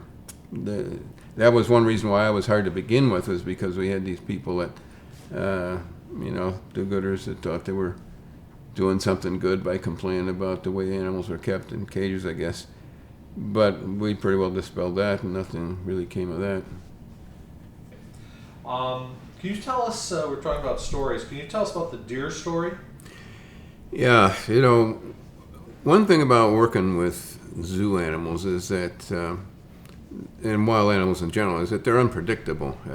I think people buy exotic animals as pets thinking that they're going to tame them down, they're always going to be nice animals, but they're wild animals, and they just don't make good pets. They have some luck with things like parrots, minor birds, I suppose, but as far as ocelots and lions and things like that, no. I had an incident happen to me when I first started to work at the Crandon Park Zoo. I was sitting in the office one noontime eating my packed brown bag lunch, and a lady came into the office and she says, "Oh, the deer is attacking the newborn fawn over there and it's going to kill it." Well, I knew what she was talking about. She's talking about the Costa Rican deer, which is the small subspecies of our common whitetail. And the male weighed maybe 110 pounds or something like that. But he was very tame. When the keepers cleaned out his chain link exhibit, they'd just walk right in with him, and he'd come up and stand beside him. He'd scratch him behind the ear, on top of the head, and he just loved it. Well, I walked over that way thinking, okay, I'll find some keepers to help me with this animal. We'll just separate him out anyway. What the heck, it doesn't make any difference. Keep this woman quiet. And it was lunchtime, so they were all eating lunch. There was only one keeper, so I did find him and walked over to the deer exhibit, and I knew there was an empty pen next door, and this will be easy. I just opened up the gate and herd him right in. So I opened up the gate and walked into the exhibit, and by golly, he stood at the other end of the exhibit, lowered his head, and came charging at me. So I grabbed him by the antlers, thank goodness, and we danced around that pen until finally I realized that I'm going to have to throw him off on his side if I'm going to win this battle. And I spread my legs to get a better position on him, and he just went right under me, threw me over his back, and I fortunately did not let go of the antlers. So I landed on my back, and he landed on his side, and the keeper that I picked up ran in, and he helped me subdue him and carry him into the next pen. But as I was getting up and brushing myself off, the woman was out there, and she saw the whole thing, and she says, "Oh, the poor dear." She wasn't talking about me either. Well, now that brings to mind that you had mentioned with the carnivore, you had worked with the cheetah that was actually a very nice animal. Yes, came in. The cheetah we had came in tame, obviously had been tamed in Africa, wherever he came from, and full-grown male, very nice animal. We let him run loose in the office in the hospital area, and then we took him out to schools and let the kids pet him and all that. Cheetahs are an interesting animal. They're a whole different animal than a lion or a tiger. Their whole disposition's different. They're a spooky animal, really. But you always felt comfortable taking the animal out. With him, yes. I felt comfortable every time. We were talking about designing the zoo, and you were telling us about it. What was you had this opportunity. In your mind, what was your approach to animal exhibits and layouts? When we designed the new zoo, we had, of course, a choice of things. We could do all the big cats in one area, all the herbivores in another, and do it by type of animal, or we could do strictly natural habitats and do a rainforest area or a veldt area. We could do a taxonomic area where we had animals, again, by their relationship to each other. Big cats in one area, apes in another area. You could do a zoogeographic area where we would have the animals exhibited by continent, or what I would call the popular theme, where we just get the biggest, the fastest, and the most colorful, and exhibit them and not worry about anything else. But we chose zoogeographic theme. Living in South Florida and developing this in South Florida, it seemed like the natural thing to do, because we could grow the vegetation that made these exhibits look realistic, and we could develop outside exhibits, molded exhibits, relatively inexpensively. So we chose a zoogeographic theme featuring Asia and Africa first, because the biggest, the fastest, and the most popular animals come from those areas. And then we decided we'd do South America, North America at the end, and maybe a polar region too. And that was the way we decided. We decided we would have one main walkway that would go through each of these exhibit areas, plus maybe a little walkway that you could cut back and leave if you had to, if you didn't want to walk any further. But one main walkway. Now this walkway undulated back and forth because we put in a monorail. We knew we were going to put in a monorail, and that would have to follow a straight curve. And so we designed the walkway so that it would bulge out on one side of the monorail, and the exhibit would be on that side. So you'd never have the monorail behind the exhibit sightline. And I think the theme worked out very well. You had talked about people looking at your plans, and even Heine Hediger, the father of zoo biology, had an opera. How did that come about? He was visiting Miami, and he visited the zoo, I guess, because he just liked to go to zoos. I can't remember everything that happened because that was so long ago, but he seemed to like the overall plan anyway. And just one other person, just because he's a name, is you indicated that Bill Haas used to be close to the zoo. What kind of individual was he? Bill Haas was one of the strangest people you'd ever want to meet. He had his Miami Serpentarium, and he routinely had himself bitten or injected with venom to build up some kind of a resistance against it. But when he looked at you, he looked right straight through you. His eyes just were piercing, hollow-eyed, and looked right straight through you. He was really a strange guy. I've seen him down there catch cobras and milk them. And Clarita, his wife, she was a character too. He had a situation happen down there where a family had a little kid, and they had him up on a guardrail, and he fell into the pit, and the crocodile got him and killed him. And that kind of was the motivation for him to get out of the Miami area. And he moved over into West Florida, I think it was Sarasota area someplace, and he's still alive, and he has looked like he was dying or dead for the past 40 years, but he's still alive, and he must be in his mid-90s now anyway. Oh, it just was interesting. When we were going back to design, did you have anything to do with designing other zoos, Buenos Aires Zoo, Freeport, Bahamas? After we got into the design of the zoo, we had a fellow come through that had been commissioned to design the Buenos Aires Zoo. And he wanted to know if we would look over the plans. Well, I sat down and looked at him, and I thought, well, these don't make any sense. So it turns out he had somebody in a college, university, someplace in California, I think, design them. So I went over them with our zoo designer, and I said, what do you think of these? And he said, they don't make any sense to me either. So I went back to the guy, and I said, look, we've looked over these things. They don't make any sense. I don't want to get into trying to improve this because I think it'd be too much work. but we'll design a whole new zoo for you if you want to get into that much. And he said, fine. You know, how much would it cost? Well, so many hundreds of thousands of dollars. Fine.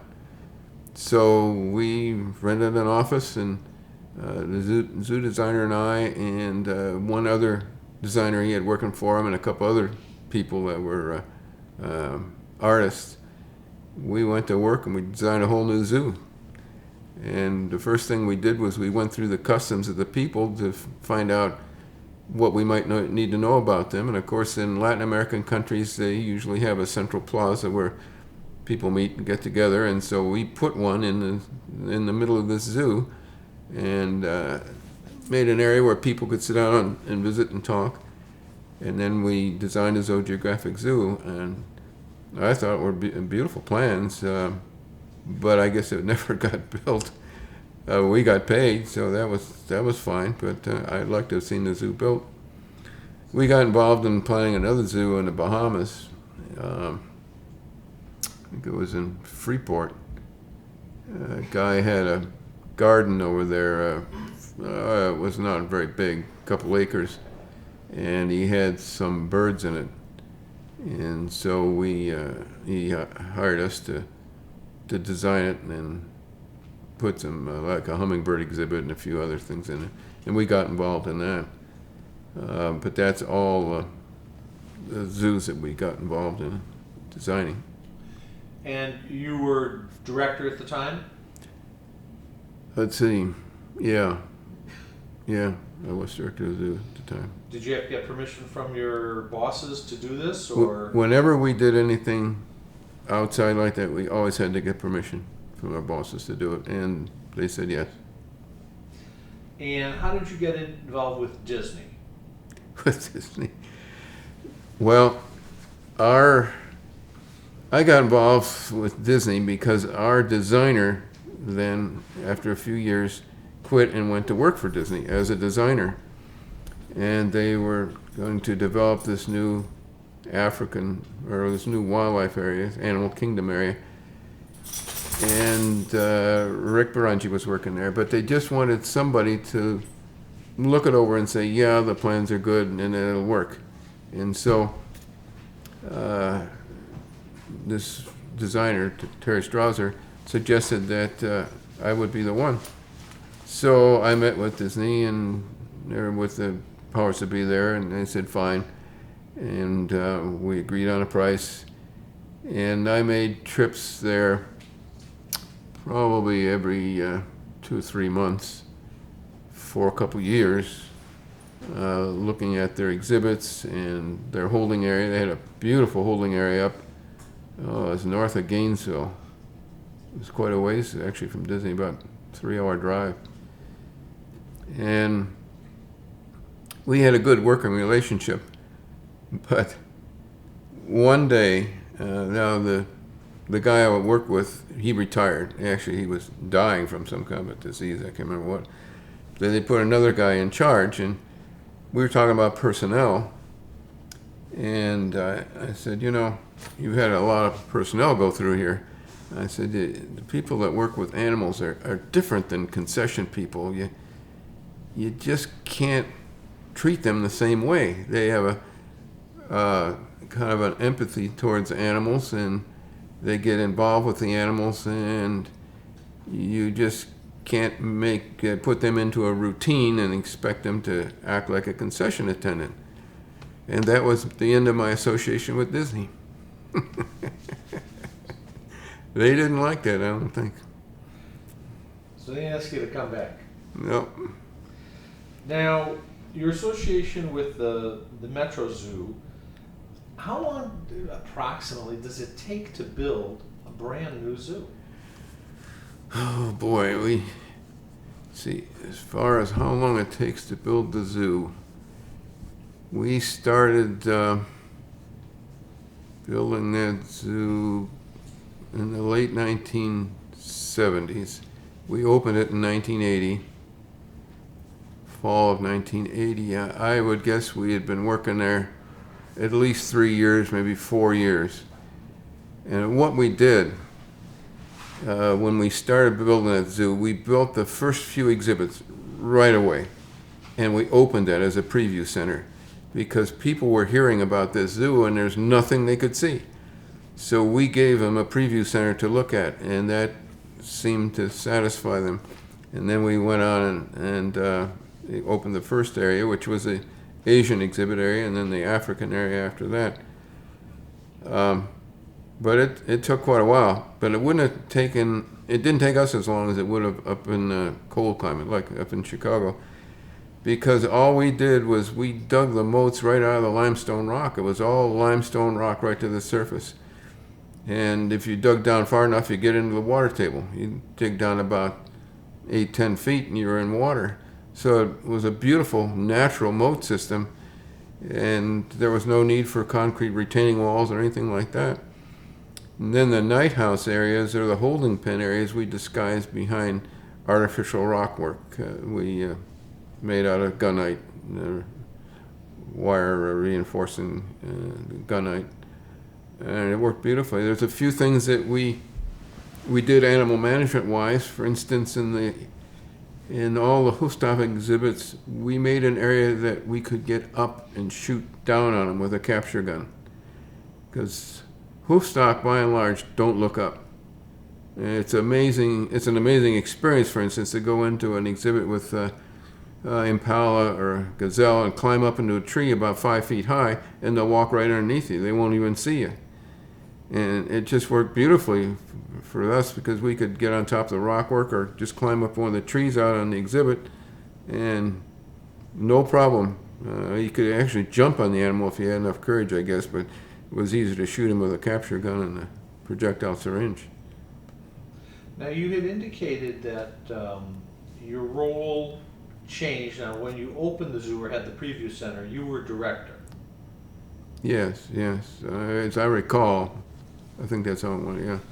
So you indicated that your role as director changed, that you were, I guess, an at-will employee and were...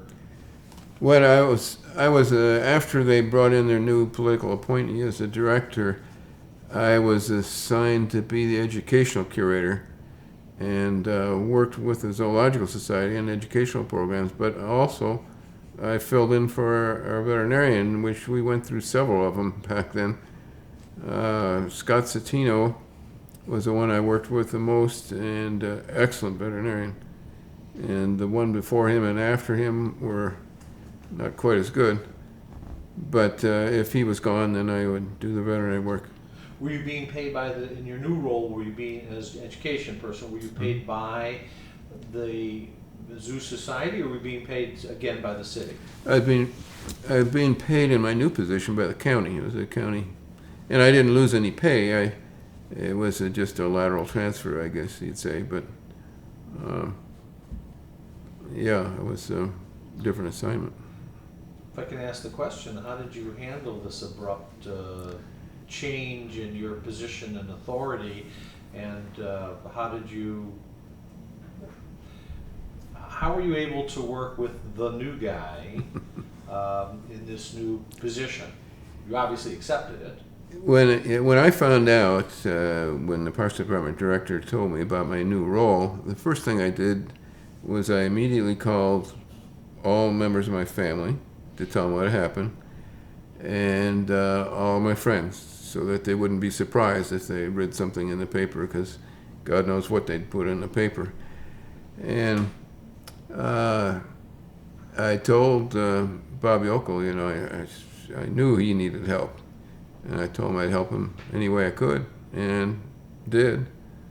I guess maybe some people were surprised that I did work with him, but there was not much point in yelling and screaming and stamping my feet. It's not going to accomplish anything.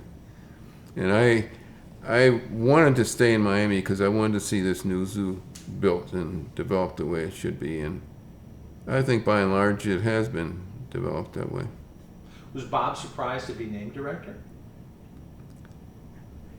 I have no idea if Bobby Ockel was surprised to be named director.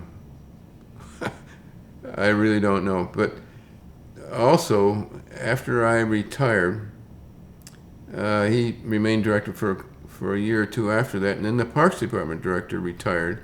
They put a new director in, and the first thing he did was fire Bob Yokel.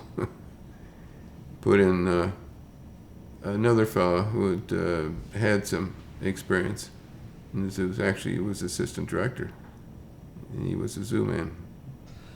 Now, in doing this new zoo, you're moving a lot of animals from Crandon Park to the zoo. Can you talk a little about the amount of animals you had to move? How were you preparing for it? It must have been a massive kind of thing. What were the major obstacles? When we moved the animals from the old Crandon Park Zoo to the new zoo, we felt that giraffes were going to be the most difficult animals to move, because we're going to have to take down traffic lights and take down some wires and somehow get them under the, I think there were 2 overpasses that we had to go under. So we saved them to last. The small animals were not much of a problem. The hoofed animals, we had an elaborate set of holding pens at the new zoo. That was no problem, getting them acclimated down there. But we knocked them down and put them in crates and took them. The rhinos, remember we anesthetized them, used M99 on them and knocked them down, put them in the crate, took them down, woke them up. That was no problem. We did learn a very, very valuable lesson with elephants, though. And we had an elephant handler come in, I'm trying to remember who it was now, to move them for us. And we moved each animal individually, but we made the almost disastrous mistake of separating a calf from her cow. And the cow went absolutely berserk. I thought she was going to tear that crate, that semi-trailer apart, thrashing back and forth. And so we just turned the calf loose finally and let her run up into the thing with her. We weren't going to put her in there because we were afraid she was going to stomp her in the crate when we were moving her, because it was kind of confined. It was a typical animal elephant hauling thing, all reinforced and all. But as soon as that calf got up near, she settled right down. So you don't ever want to separate a cow elephant from its calf. The giraffes, the last thing, no problem at all. When we drove up to an overpass, they lowered their heads by themselves until we got underneath it and through it, and they raised them up again. And the traffic lights weren't a problem. We had some taken down, but they put their head under the others. They weren't a problem. Well, this was obviously a very big move. I assume that there was publicity all over the place. There was a lot of publicity about the move and pictures in the paper, and it got us some good publicity. Yes. Did you record this historically, this major move, or not? We did not record it, unfortunately, but back in those days, no, there wasn't much to record with movie cameras, I guess. But no, we didn't. Maybe some of the TV stations still have video of it, I don't know, but it's unfortunate that there wasn't a recording of it. How did the animals adjust to their new home? Some problems, or everybody settled in? When we put the animals, when we took the animals down there, we put them in a quarantine area, holding pen area, that was constructed so we could easily load them into crates from there and then take them over to the exhibit area. And that was no problem there. We put them in the new exhibit area, and we wondered how they would react to moat, since all of them except the elephants hadn't seen a moat before. But really, there were no problems, fortunately.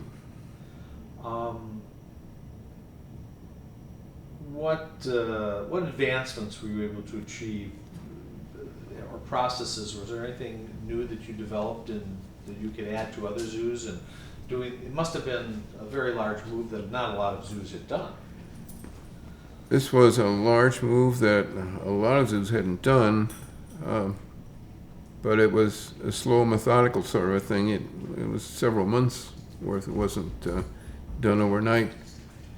And I don't know, as we learned anything except for the elephant experience, that we could have said to other zoos, this is how you do it.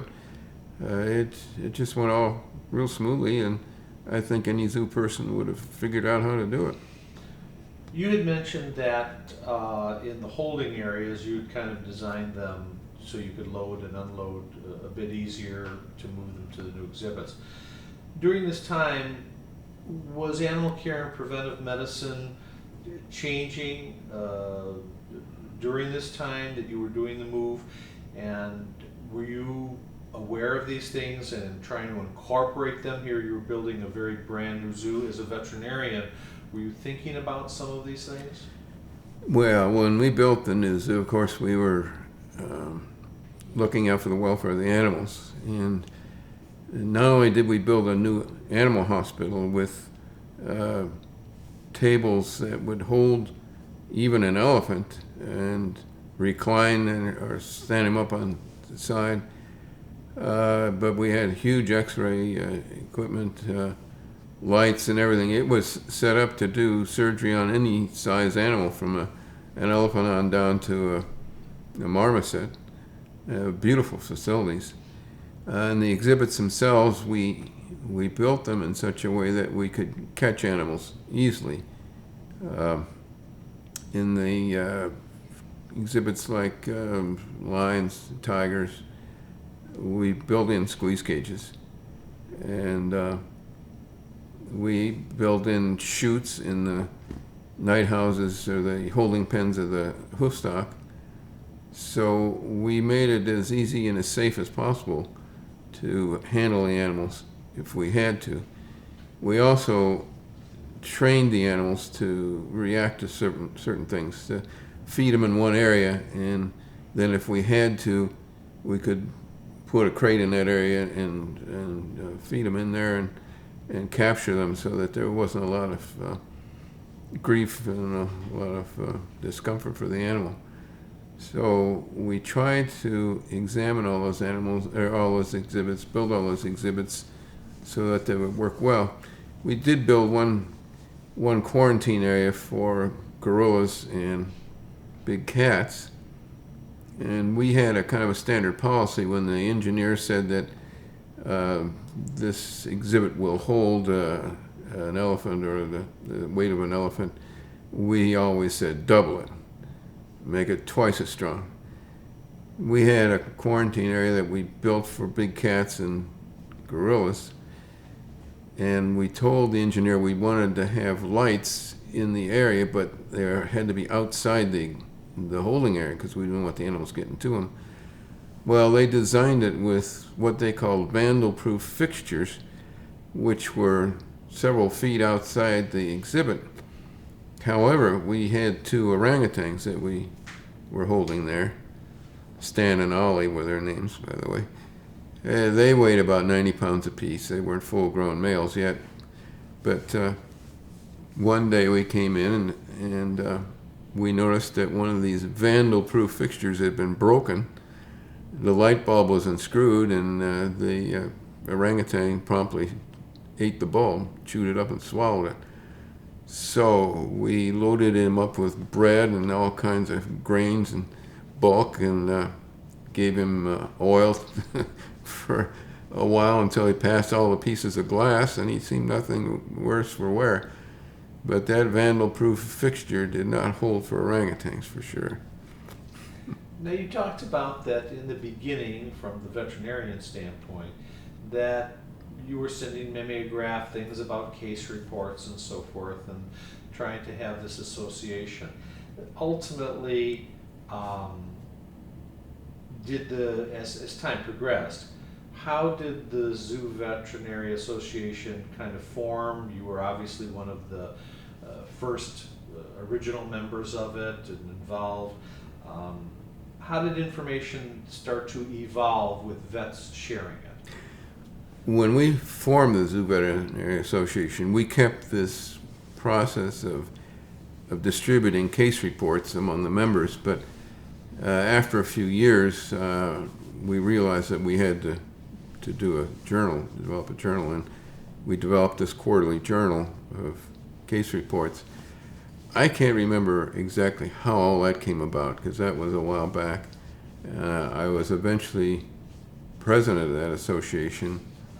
And as I recall, the journal part of it came about after I was president. Were there veterinarians, you alluded to people that you kind of got information from and respected. Were there veterinarians who you leaned on? Yeah, I contacted other vets when I had a problem. Len Goss was one. Chick Gandil at the Bronx Zoo was another one. Charlie Schroeder at San Diego Zoo. Chuck, what's it? Beeler at St. Louis Zoo was another one. So I had vets that were experienced and I trusted. I always called if I had a problem. During your zoo career, whether it be as a veterinarian or as a zoo director or education person, what would you consider to be the major effects that affected animal care, major events that affected animal care? Well, one of the major events was the passage of the Endangered Species Act, because that made it imperative that we breed animals. And that was an event that certainly prompted a whole different philosophy in managing animals in zoos. We had the various humane societies and animal protective groups that always come along and challenge us. Seemed to be more of a fundraising thing for them than anything. But we would try to accommodate them as much as we could. I remember in the early AAC, it was the early Zoo Vet meetings, I guess it was, there were only 2 women that showed up there. Both of them were from the humane societies, and the rest were all guys. Now there's a lot of women that are in the Zoo Veterinary Association. Were there zoos that seemed at the time reticent with this new government adoption of endangered species, or were they all on board? Well, we'd been, as far as the Endangered Species Act, we had, as a zoo profession, had been pushing it for so long that I think it was a relief that something was finally done. It's just that when we realized what had been done, we were all horrified, because here the government had come up with a situation that was just unworkable as far as zoos were concerned. And at the same time, there was a bill that was proposed, I think, in the Senate that nationalized all zoos in this country. And, it was just chaos there for a few years till we got that straightened out. But certainly endangered species prompted a change in the way we manage things in zoos. Now, you indicated that you were president of the American Zoo Association. Yes, yeah. How did that come about? How I became president of the Zoo Veterinary Association. Were you director of the zoo then, or? Yeah, I think I was director of the zoo then. That's, I'm trying to remember the dates. That's really going back. I can't recall, but it seems like I was director of the zoo then. And I just was one of the oldest members there that hadn't been president, so I guess it was a natural thing. So they drafted you for the job? Yeah, oh yeah, they elected me to the presidency, and it was funny. Joel Wallach was at St. Louis, and I think, and boy, he was a thorn in everybody's side. And he kept interrupting meetings and everything. Oh, geez, he was a nightmare. But years after that, he came down to visit me at the zoo. And I think he had just lost his job then and was really depressed. And it was kind of curious that once he was my antagonist and now he was asking for mercy.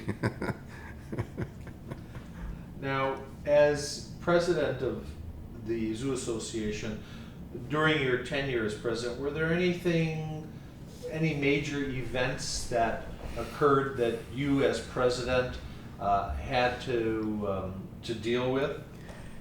good or bad? I can't remember any events when I was president of the Zoo Veterinary Association that had to be dealt with. When I was president of the AAZPA, our thrust that year was really public relations and getting more publicity for the zoos, and we entered into an agreement.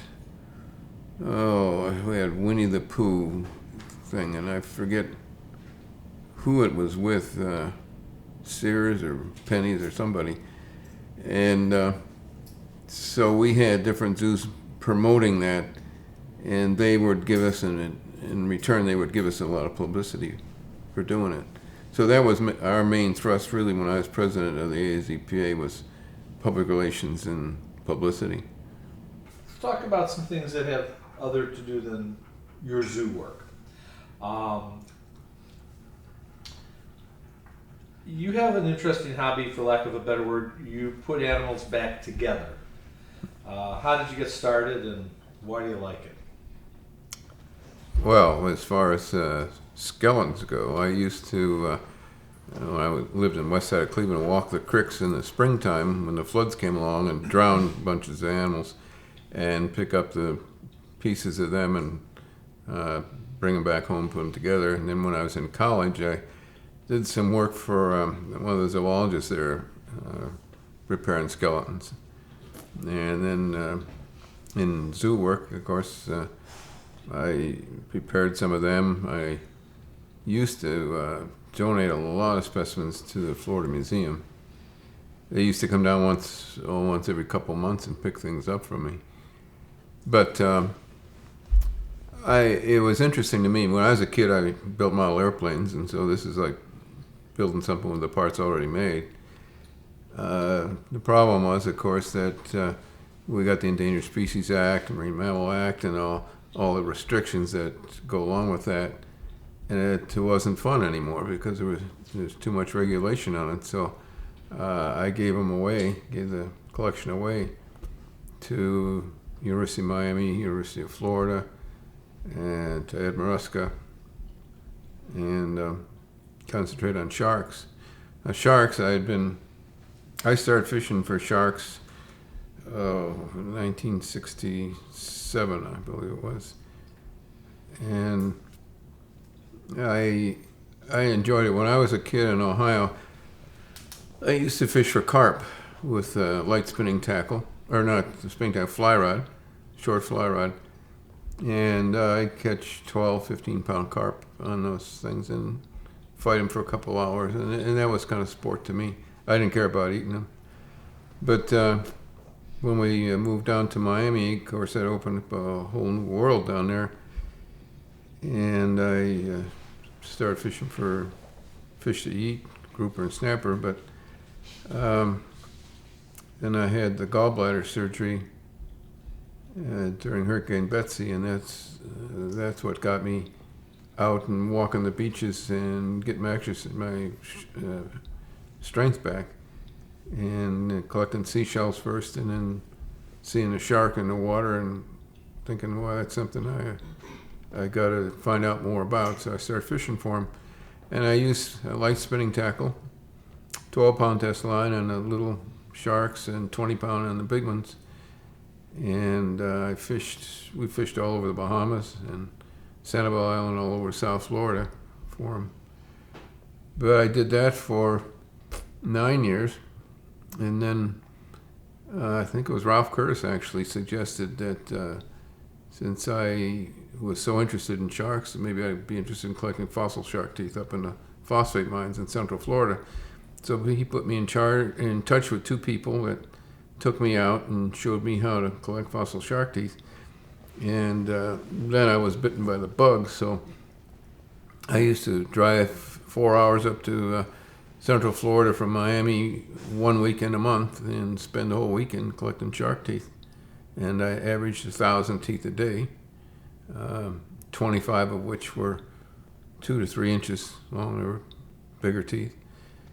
And then from that, I spread out in the Carolinas and Mississippi. There was a big area there where there were fossil sharks. California, Shark Tooth Hill. And then I started going down to Peru. We had a friend of ours from Zurich, Switzerland, who was a mineral dealer and used to fly from Zurich into Miami and spend a night with us and then go down to Lima, Peru, buy minerals. But he kept telling me about all the fossil shark teeth down there. So he said, you ought to come down sometime. So he came through one day and I said, I'm going to meet you down there in a couple of days. Went down there, met him in Lima, and we drove, about 9 or 10 hours south of Lima on the coastal desert to a place where there was a guy, a European descent living. He was married to an Indian, and of course a lot of Indians down there. But he had found a whole skeleton, or half of a skeleton actually, of a fossil white shark. And I bought the thing from him, had it shipped back. But he also took us out hunting, and we found 3 other associated sets of teeth that come from one dead shark. So there again, I was real interested in Peru, so I went back 7 more times collecting specimens. And I always took the director of the museum out with me, and we had a great time. Now the Peruvians have declared fossils something that should be staying in their country and won't let you export them anymore. So I haven't been down to Peru for quite a while.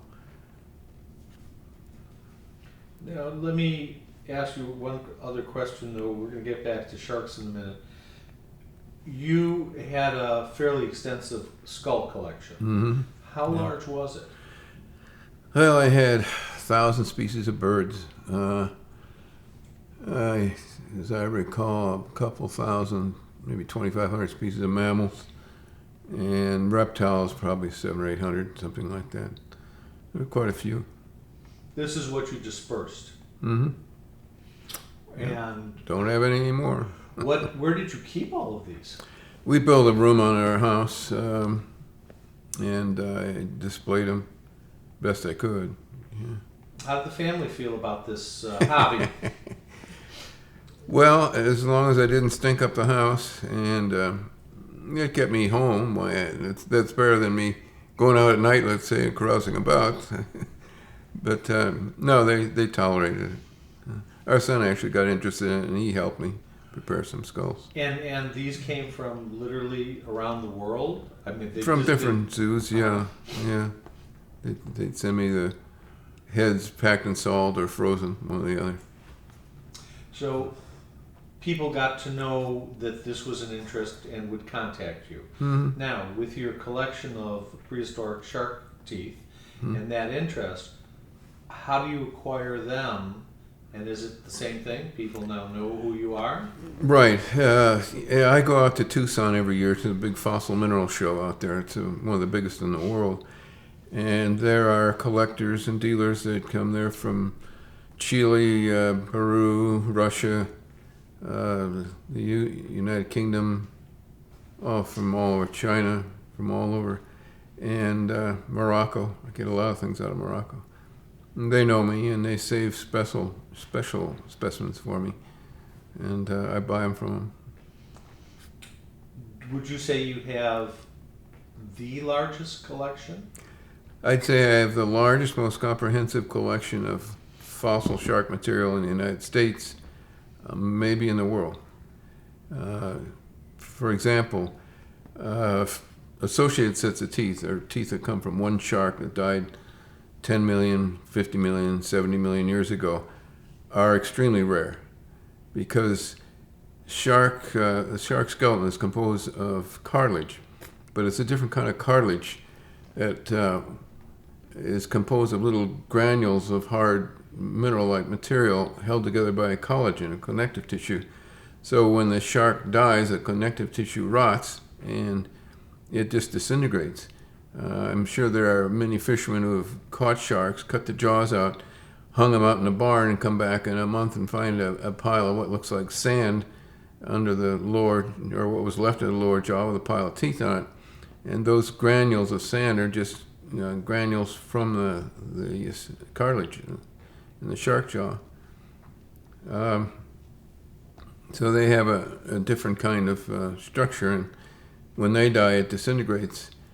And when the teeth are no longer connected to the jaw, then, of course, if it rains, they get washed away or washed around. Or in the Peruvian desert, the wind blows them around.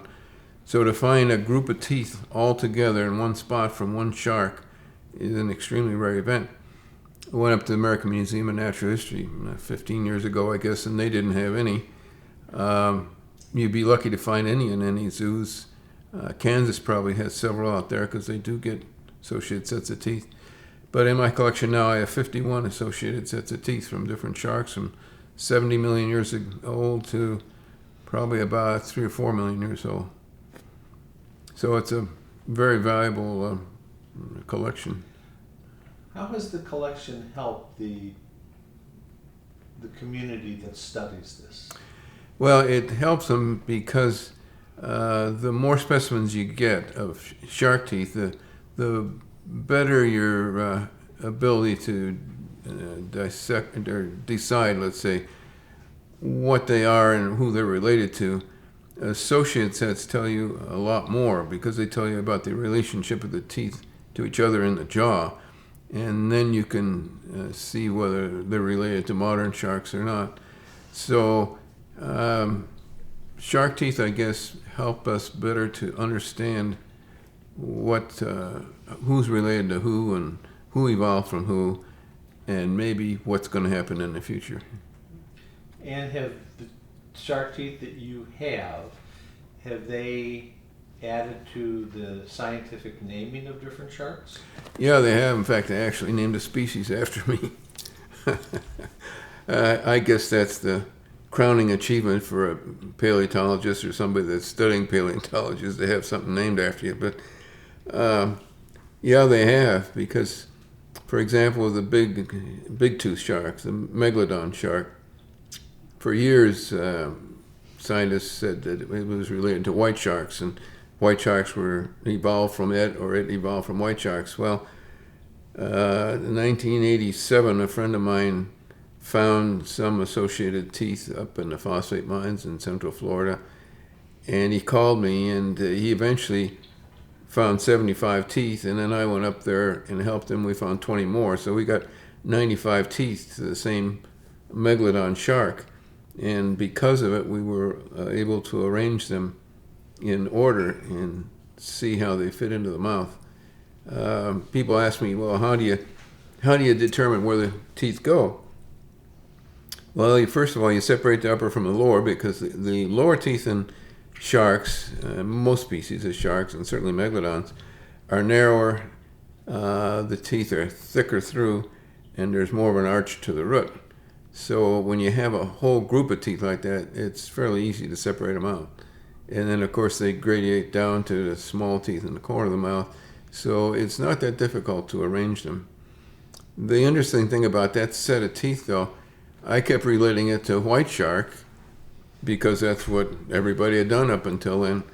The white shark, the third tooth over in the upper jaw, slants inward towards the center of the jaw, and it's smaller. And I could not find that tooth in this set. And I almost gave the set away. I was so frustrated with it. And finally, it came to me, well, that tooth isn't there in this set. It's another tooth the same size. So it's not really a white shark or related to white sharks at all. And then we found all the rest of the teeth leading up to the evolution of the big megalodon. And we've got a whole series of teeth starting back from the Cretaceous 65 million years ago that show how that shark has evolved over 65 million years. And now there's no doubt about what it is or who it is and who's it related to. So we have made an interesting discovery there, and it's all because of that one set of teeth that was found in the phosphate mines. And you have put together a museum devoted to this?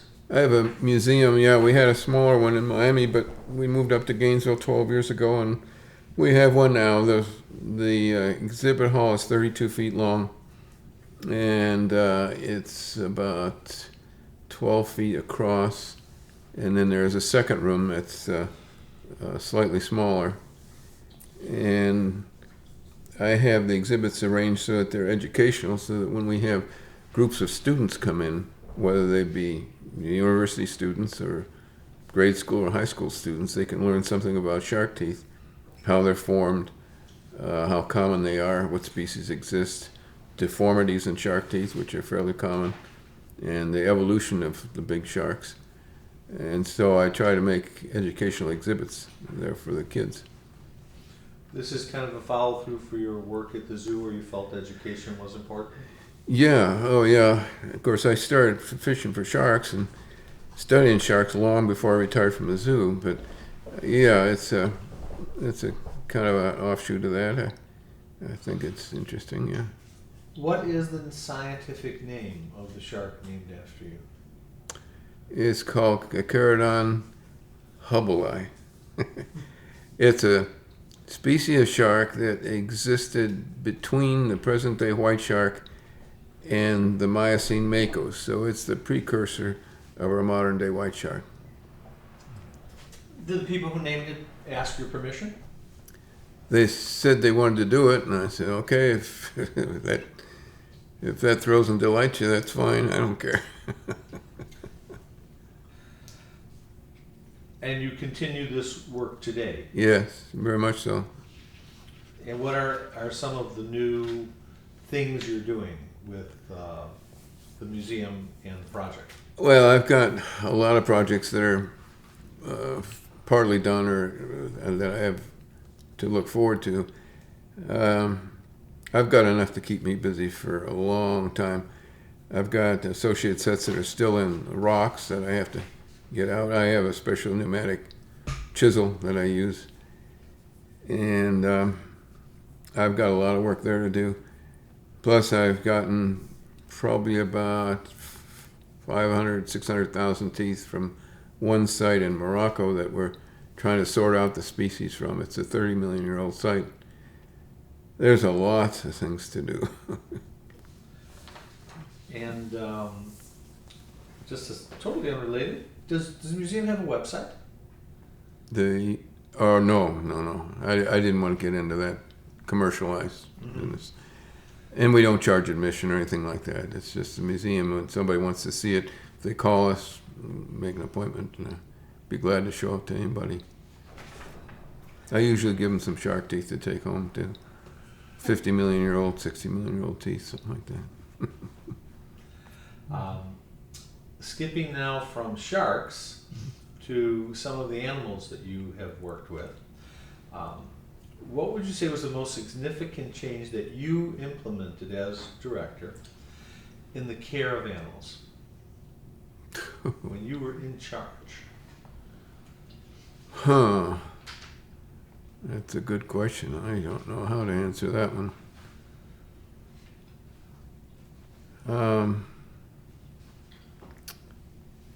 Geez, I don't know. Other than, Was it in veterinary medicine that you did it? Or Well- that you had more of a, what you wanted to see implemented once you were able to make implementations of things? Well, of course, we did all that work with Cernalin, or PCP, whatever you want to call it. And we thought that was going to be something that would really help the zoo profession, and then got the rug pulled out from under us on that. No, I would guess that the way we designed our new zoo and made arrangements for all the animals so that they'd be humanely kept, I guess, and easily taken care of. I think because we put a lot of research into exhibits and zoo exhibits and animal management to build that new zoo. And you mentioned you had taken a tour of zoos. Was there one zoo that, as you toured, stood out, had great ideas or things that you saw? You said, I'm going to want to transfer those ideas to my zoo? Well, there are several zoos that we looked at that we thought were good. Of course, San Diego Wild Animal Park was a good example of an open area where different species were mixed together successfully. San Diego Zoo is nice with its moated exhibits. Brookfield Zoo, certainly, another very top-notch zoo. Bronx Zoo, they all had their good features, I guess. We favored the natural habitat exhibits rather than the plain old bars and cages sort of thing. Put on your veterinary hat. How would you say zoos are doing today to manage their animal collections regarding medical husbandry? Are they doing enough? When I went to veterinary college, the extent of my training in exotic animal medicine was a half a day at the zoo. Now we have internships, residencies in different zoos. We have them down in Miami. So we're preparing graduate veterinarians a lot better now to take care of the animals in the zoo. I think there's been quite significant progress there. But not only with the veterinarians, but also with the curatorial staff. We got top-notch curators that know animal management. Back many, many years ago, that wasn't so, and we just had animals. We kept them, didn't pay that much attention to them. When they died, they were replaced. But it's become much more professional. So I would say that working together, the curators, the zookeepers, the veterinarian, and of course the management staff all together. But I still say the most significant link in animal health is the zookeeper, because he works with the animals every day. He knows how to manage them, their idiosyncrasies, and that is really the most important link. If you don't have a good zookeeper, then you're going to have problems. Do you have a particular family or of animals you prefer to work with? And if you do, why? Or did you when you were? Well, people used to ask me what the favorite animal in the zoo was, and by far it was the tigers. They were beautiful animals, impressive animals. I don't know as I have any that are more important to me than others, but I liked working with the big cats. The elephants are one animal that I did not like working with. There have been more people killed by elephants, I think, than any other animal in the zoo. And we had a person killed at our zoo by an elephant. But if I had to treat an elephant, I would either let the elephant keeper give the injection, or I'd shoot him with a capture gun and a projectile syringe. I did not go near elephants. You mentioned about a keeper at the zoo being killed by an elephant. Were you director at the time, veterinarian, or education? Thank goodness I was not at the zoo when either of the two keepers were killed there. The one was killed by a tiger I think it was the year after I retired, and the other one was killed probably about 10 years later by an elephant. So I was not there. I would have hated to have to go through that. Have you had any experiences where you lost a particular animal that you cared for a long time? Have any animals been special to you? There was a pair of gelada baboons that were kind of special to me. Well, I guess mainly because I did a cesarean section on the female, delivered a live baby that we hand raised at home, but then she had several young naturally after that. But they were at the Crandon Park Zoo for 22 years, and they just died of, I guess, of old age, but they were kind of special animals. I liked those gelada baboons. What would you say made you a good veterinarian? The ability to listen to people, to listen to keepers, to curators, and evaluate what they say. I think that's one of the problems today, is that people don't listen to people. People will come in and say, well, we've got this problem, and people say, oh yeah, we know all about it, it's this. No, you sit and listen to them and see what they have to say. This kind of gets into the next question. What skill set, qualities, does a zoo veterinarian need today as compared to when you started? Well, of course, they're better trained today, but because of the better training. Some of them may think that they know more and don't have to listen to people like the curators or the keepers. And I think they have to learn to listen to people and to work with them. The veterinarian in the past has been kind of an oddball because he's better educated than many of the people that work at the zoo, sometimes even the zoo director. And yet he's put in a position where he's responsible to the zoo director and kind of works together with the curators. It's a weird arrangement. So he's got to be able to work with people and listen to them and talk with them and all.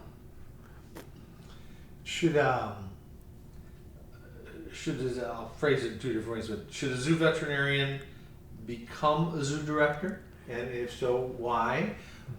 And actually, if I modify it, I say, was it helpful to you to have been a veterinarian and then become a zoo director? I think it was helpful to me to be a veterinarian first and then become a zoo director. But when I look at being a zoo director, I think there are two skills, two groups of knowledge that you have to know. One of them is you have to have a good knowledge of the animals. I mean, if you're running a business, you got to know what the business is all about. And that's why I object to politicians running zoos, because they don't know about the animals, they don't know about animal husbandry.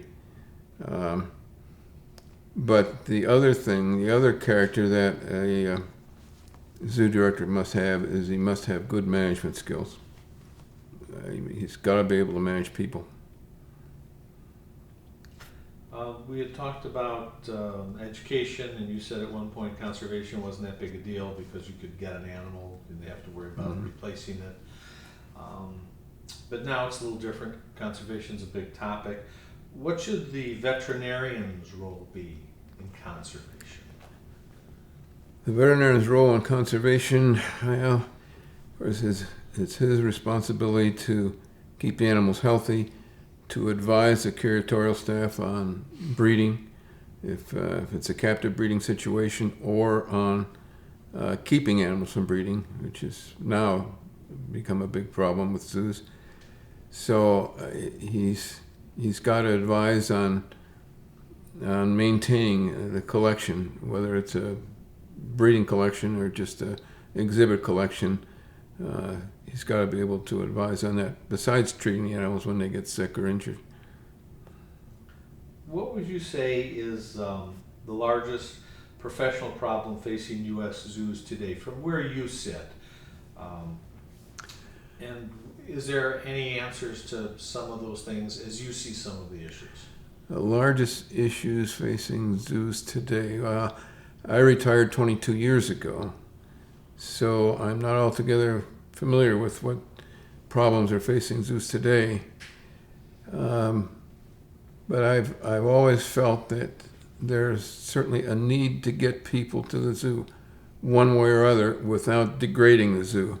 And by that I mean putting a carnival act in the middle of the zoo someplace. That to me has no place in the zoo. But a monorail ride through the zoo, okay, as long as it's done tastefully.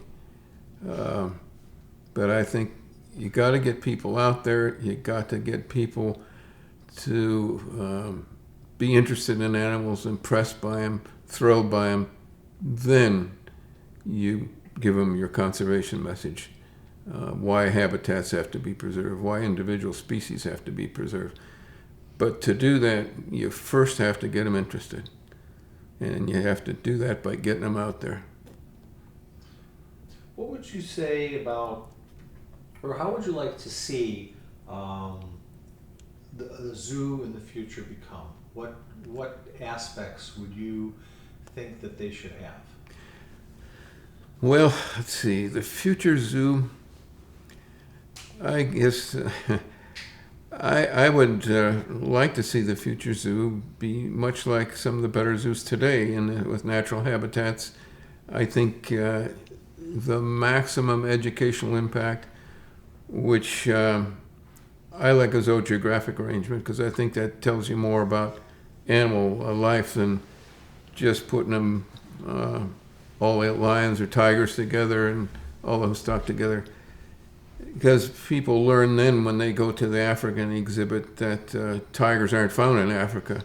I think there's still people today that think tigers are found in Africa. Lions, yeah, there are some lions in Asia, but I think it makes a better exhibit to make a zoogeographic exhibit. And I know there's a big push towards computers and pushing buttons and lifting things up and reading things and all that.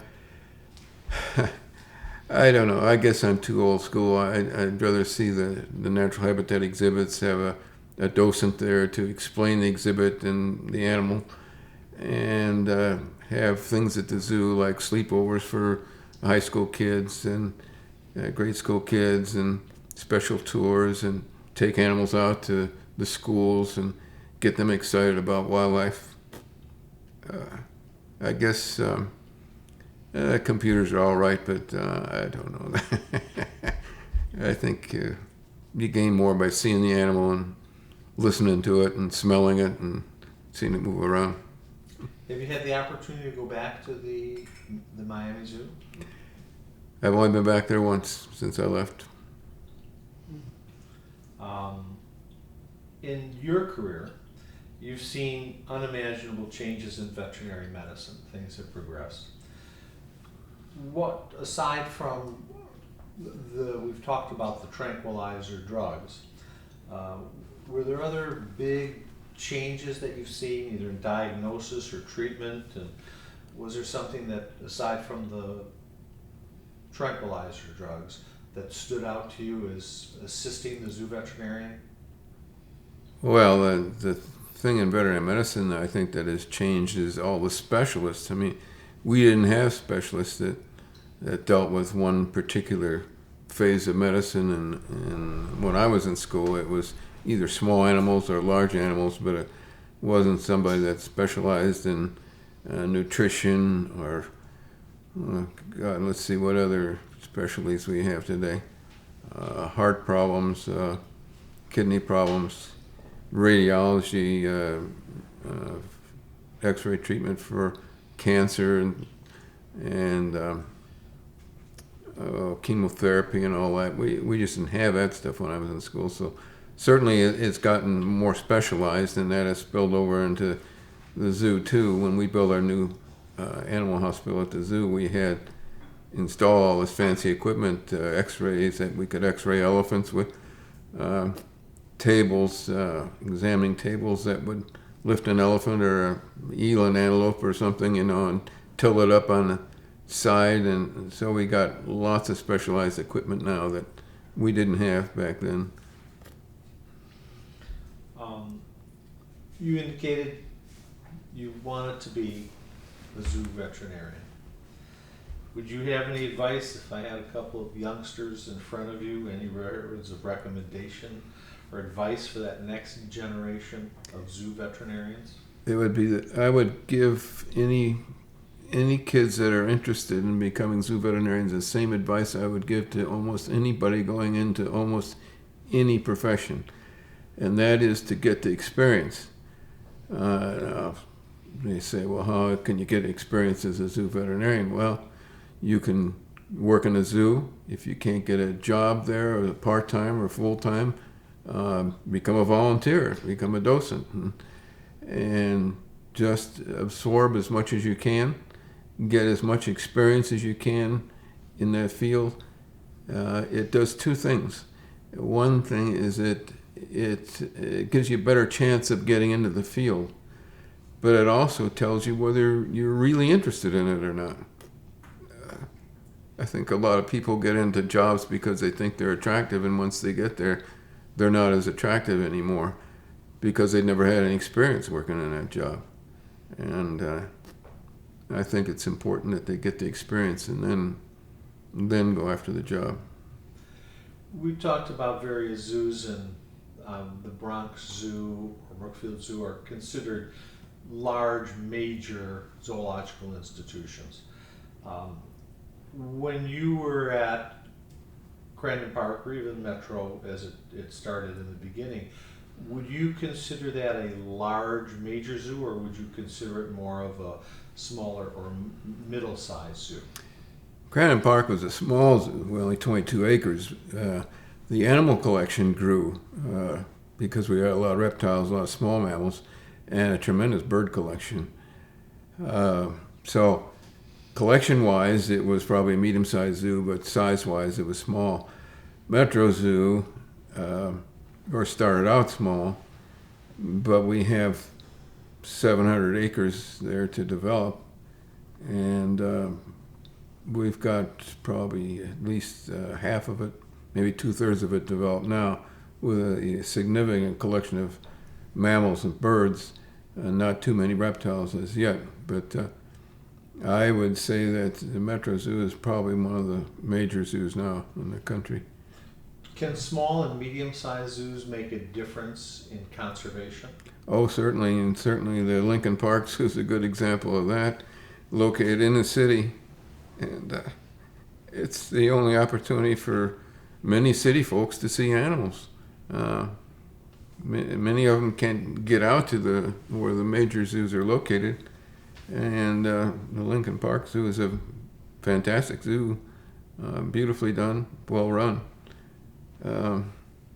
We had an occasion years ago back in Miami where the Rotary Club was taking inner city girls out to different cultural attractions, places they'd never seen, and these were girls that lived within a mile of the ocean, and they had never seen the ocean before, and it's just fantastic to get these inner city people out to see these things, and if you can't take the animals into them or bust them out, you got to rely on in zoos like Lincoln Park to carry that, because those people in the city are going to be voting on bond issues for zoo improvement, and they're going to be giving you support, and so you gotta get out and see them. So small zoos, well-run small zoos, play a very significant role. At times you hear complaint from zoo directors that there are too few good curators in the zoo community. But as a director and veterinarian, you've worked with quite a few curators, hired some. What do you think are the top qualities that a curator should have today? Well, I think the top qualities of a curator today would be the same as probably the zoo director.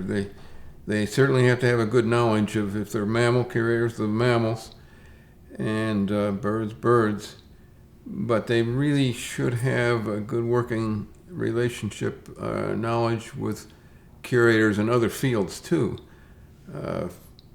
For instance, if you're a mammal curator, you have to know something about the birds that are found in that area, reptiles too. But above all, they have to be good people managers, good supervisors. Little off the subject though, as a zoo director, were you ever involved in, or had to be involved in fundraising for your zoo? Yes, oh yes. Fundraising is not fun, and I'm not a fundraiser. What I would do would be to go out and give talks about the zoo, and then somebody else would give a pitch afterwards. I would not ask for money. I can't do that sort of thing. But I would be glad to go out and give a talk about the zoo or about animals, and then let somebody else do the fundraising part of it. And I do that now for the Florida Museum of Natural History. If they need a speaker, I'll be glad to talk, but I'm not going to be raising money for them if they can do that. Was there, as you were zoo director, was there pressure put upon you to be the fundraiser? I don't think so. The Zoological Society pretty well handled that, and I think that should be their main role, is support, fundraising, moral support, whatever, and supplying funds that would be difficult to get from a municipal budget, funds for travel, for instance, to Africa or wherever. So they did that. I didn't feel any pressure to raise money. Sometimes veterinarians and curators, or veterinarians and animal keepers, may be at odds with one another about the collection and how they perceive the best route to take in making sure the collection's okay. How did you resolve, or were there ever these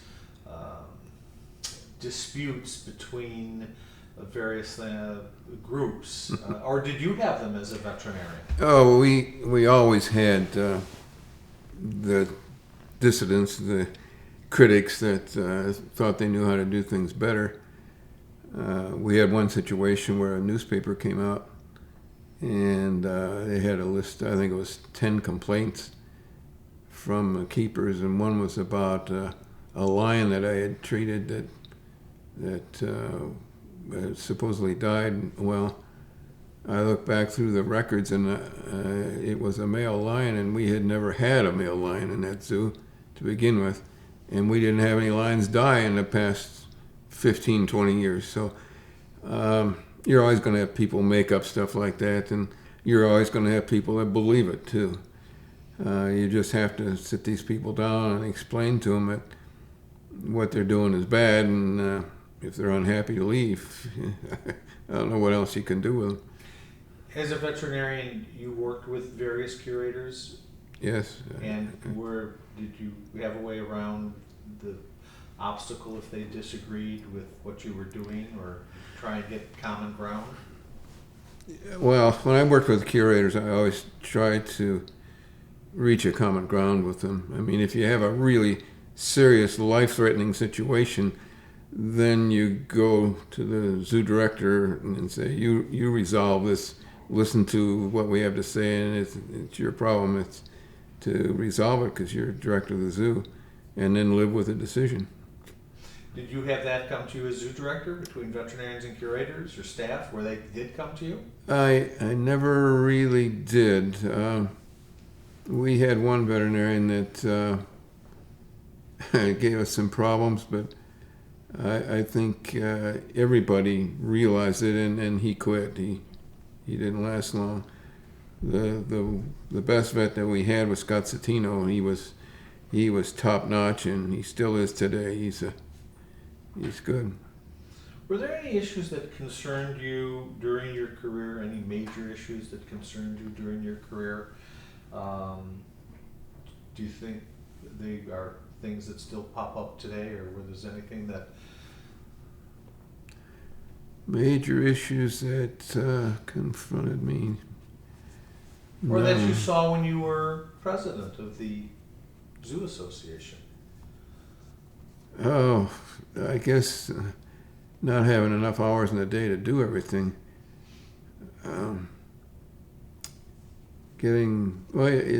It's not too difficult to get people that work in zoos, curators, veterinarians, or whatever, motivated, because they're there to begin with because they're motivated. They could probably be working in another job and making a lot more money, and they're doing this because they like it. So I don't think it's difficult to get the people working in zoos motivated. To get the local people motivated, yeah, that's one of the biggest jobs facing, is to get more people motivated, more people come to the zoo, more people interested in conservation and supplying funds for the zoo.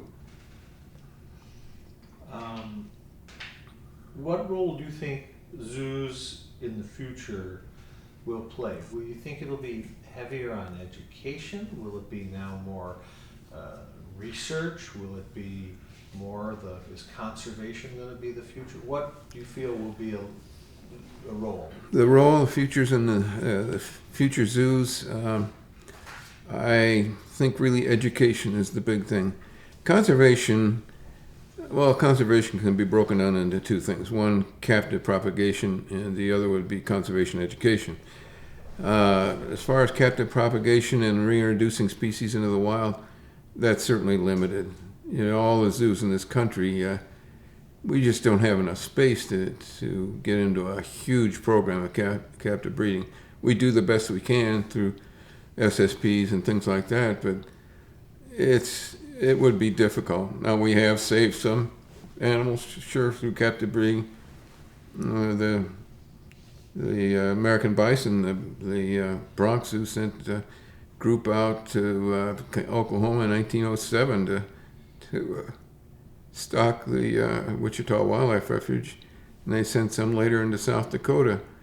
So sure, they were a major factor in preserving the American bison. I think they were, in the wild, they were down to 540 individuals, something like that. And the European wadcent was another one, was extinct in the wild.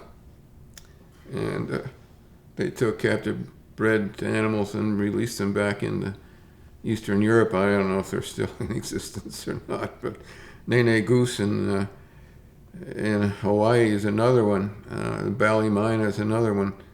So there have been a few, but when you consider the number of species that are in danger, plus the habitats that are shrinking, that's going to be difficult. We need to educate people to the fact that we have to save habitats and save animal species, and why we have to do that. And it's difficult with something like a little mouse that's becoming extinct. But if it's a big thing like an elephant, well, everybody can relate to something like that. So it's a challenge. But I think conservation education is going to be the way of the future. Research, we're always doing research when you get right down to it. Some of it may not be formalized research programs, but we're always doing research on the best way to manage animals, to feed them, to care for them, to crate them, to ship them. So that's an ongoing sort of thing. And there's specific research projects that are carried on by some of the bigger zoos, Bronx, San Diego, Brookfield. The smaller zoos can't afford to have a big research team on their staff, but it's the education, the conservation education, that's the big thing. What would you say is the biggest conservation success that you had? That we had? Well, I'd like to think it was getting people in the community interested in conservation. As far as breeding animals, of course, we were very successful with aardvarks. They're not an endangered species, but still there's something interesting, and we did a lot towards better understanding of how to the animal husbandry involved with keeping aardvarks and reproducing them in captivity. No, I would say the best thing that we had would have been the impact that we made in the community. We did TV shows with live animals for the Audubon Society every year, sometimes in between. And we spread the message in children's TV shows we did. We tried to get everybody interested. And you'd mentioned that at certain levels, certain things could work and might not work in zoo settings. But have you had experience with artificial insemination in zoos? Have you had experience with semen sexing or any of these things, these veterinary approaches to helping reproduce? I have never had any experience with artificial insemination or embryo implants or anything like that. No. Do you see that they might be helpful, or do they have limitations? I think they have, these procedures have limitations simply because we have limitations on the number of animals we can reproduce. What are we going to do with them? If we're reproducing them to turn loose in the wild, do we have the wild to return them to? So I think that puts a limitation on it. Now in your career you've done a lot of things, but if I asked you for one thing that would be your contribution, what would you tell me? You ask tough questions. My biggest contribution to the zoo field, zoo profession, I think getting the new zoo off the ground in Miami and providing a decent educational exhibit for the local people in Miami. And in the profession itself, during the time I was president, we developed a more awareness to get our message out and to get it known by people and to get more people to the zoo. Now, from a veterinarian's point of view, what is your view regarding the maintaining of elephants in captivity? The maintenance of elephants in captivity. If you're going to do it successfully, have a breeding program and all, it's going to take a lot of space, a lot of expense in building quarters to house them. And if you're going to do that, you got to make sure what you're going to do with them if you breed them and maintain them in captivity. I know we went from exhibiting one elephant just because it was big and unusual. Then we got into breeding them.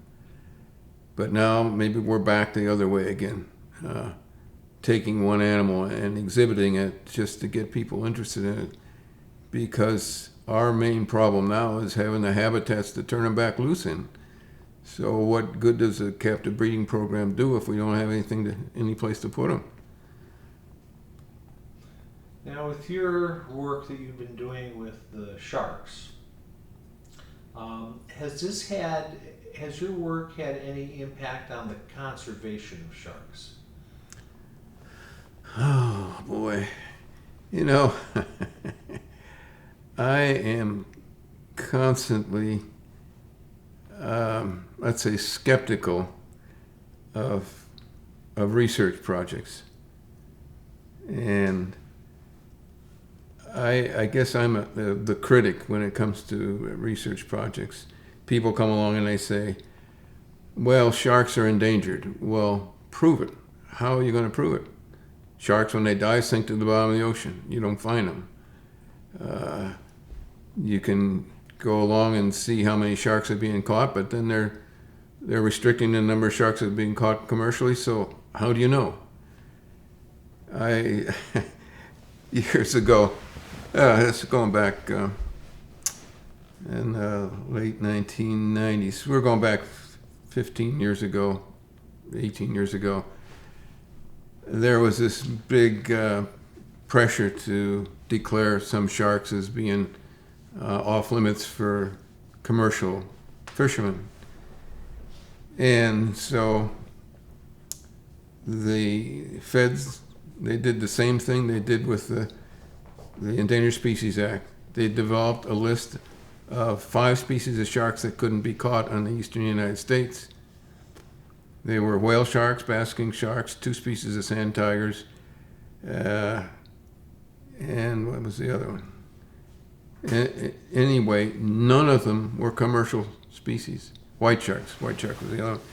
None of them were commercial species. So what the feds did is they bowed to the commercial fishermen, and they developed the list all right, but nothing was commercial. Well, I had an arrangement at the time with commercial fishermen in Florida. If they caught a white shark accidentally, and they were rarely caught, that I would buy the shark from them, save the jaw, and donate the rest of the specimen to NOAA or to the University of Miami to study. And it worked well. We got some interesting sharks out of the Keys and St. Petersburg. One was caught up there, Fort Myers. So when this list came along, I called up the lady that was in charge of this, enforcing this, and I explained to her what I'd done, that I had this arrangement with commercial fishermen. When they caught a white shark, it was dead on the line, that I'd buy the carcass from them and what I did with it. And I'd like to get a permit to do that. And she said, well, we can't do that. We don't give permits out to salvage animals like that. But, she said, if you want to go out and catch white sharks and kill them, we'll give you a permit for that. And I said, I don't want to kill them. I want to get the ones that are already dead and study them. Can't do that. So a few years went by, and finally the feds came along and they said, okay, we'll issue a permit to salvage dead white sharks. But when you apply for the permit, you have to list the fisherman that is accidentally going to catch one of these things. Now, of the thousands of fishermen in Florida, how are we going to know which fisherman's going to actually accidentally catch a white shark? And it goes back to the thing, if you want something really screwed up, you get the federal government involved in either regulating it or managing it or something. But just keep the feds out of your business. Now, from a procedure point of view, did you literally have to go boat to boat to boat to talk to the fishermen? No, the word got out. The word got out that I was buying white shark jaws, and I was paying good money, a couple $1,000s for a 15, 16 footer. So it made it worthwhile for the fishermen. And did you have anything to do, or is your work involve the deep water sharks that are... Well, as we find with shark fishing, as they are wiping out or thinning out, let's say, the shallow water species, that the fishermen are moving into deeper water. As a result, we're finding new species that are located down there 2,000 feet down. There's one species of sand tiger that was unknown from the eastern United States, eastern coast. And say until about 20 years ago, a friend of mine happened to be fishing out in the Gulf Stream, and he's a commercial fisherman, and he pulled one of these sand tigers in, and he called me up and he said, I've got this weird looking sand tiger. The teeth are different looking, and it looks like a different shark to me. So I went down and saw it, and sure enough, it was a deep water sand tiger, small tooth sand tiger. Was known from other places in the world, but unknown from the eastern United States. And he was fishing deeper than he normally would. But we're finding a lot of other kinds of small sharks, mainly, occasionally a bigger shark, that we didn't know existed because they're fishing in deeper water. Now, I don't get that many jaws anymore from shark fishermen. In fact, there aren't that many shark fishermen around anymore, I don't think, mainly because of all the regulations that they have to satisfy. But we are turning up new animals, interesting animals in deeper water. During the time you were zoo director and you talked about moving the zoo, and it was a big job and it was a major contribution, were there any things that you wanted to implement but just you weren't able to do it for whatever reason that you would have wanted to have happen?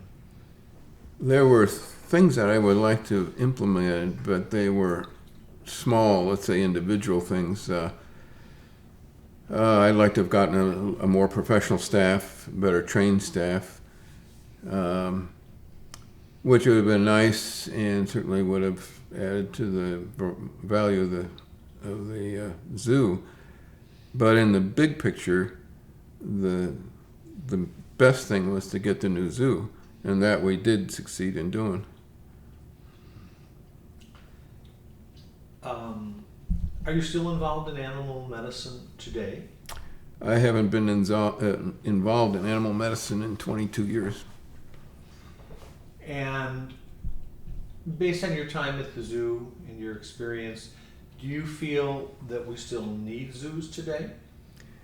I think zoos are very important today because of the educational value.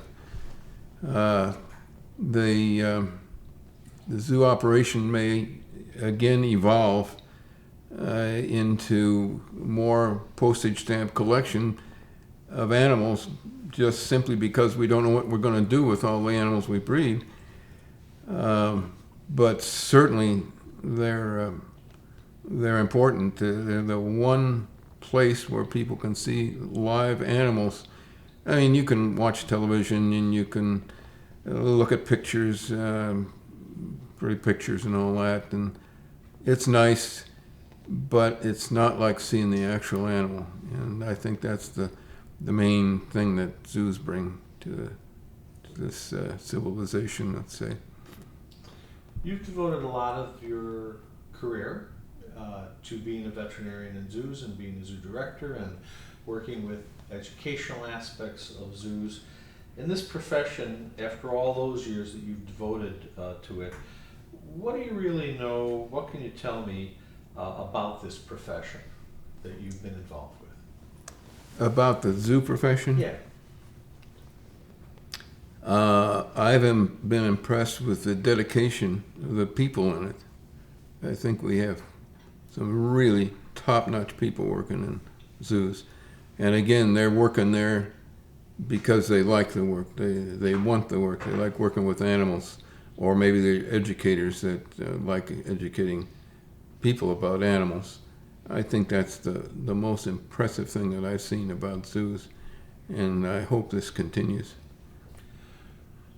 How would you like to be remembered?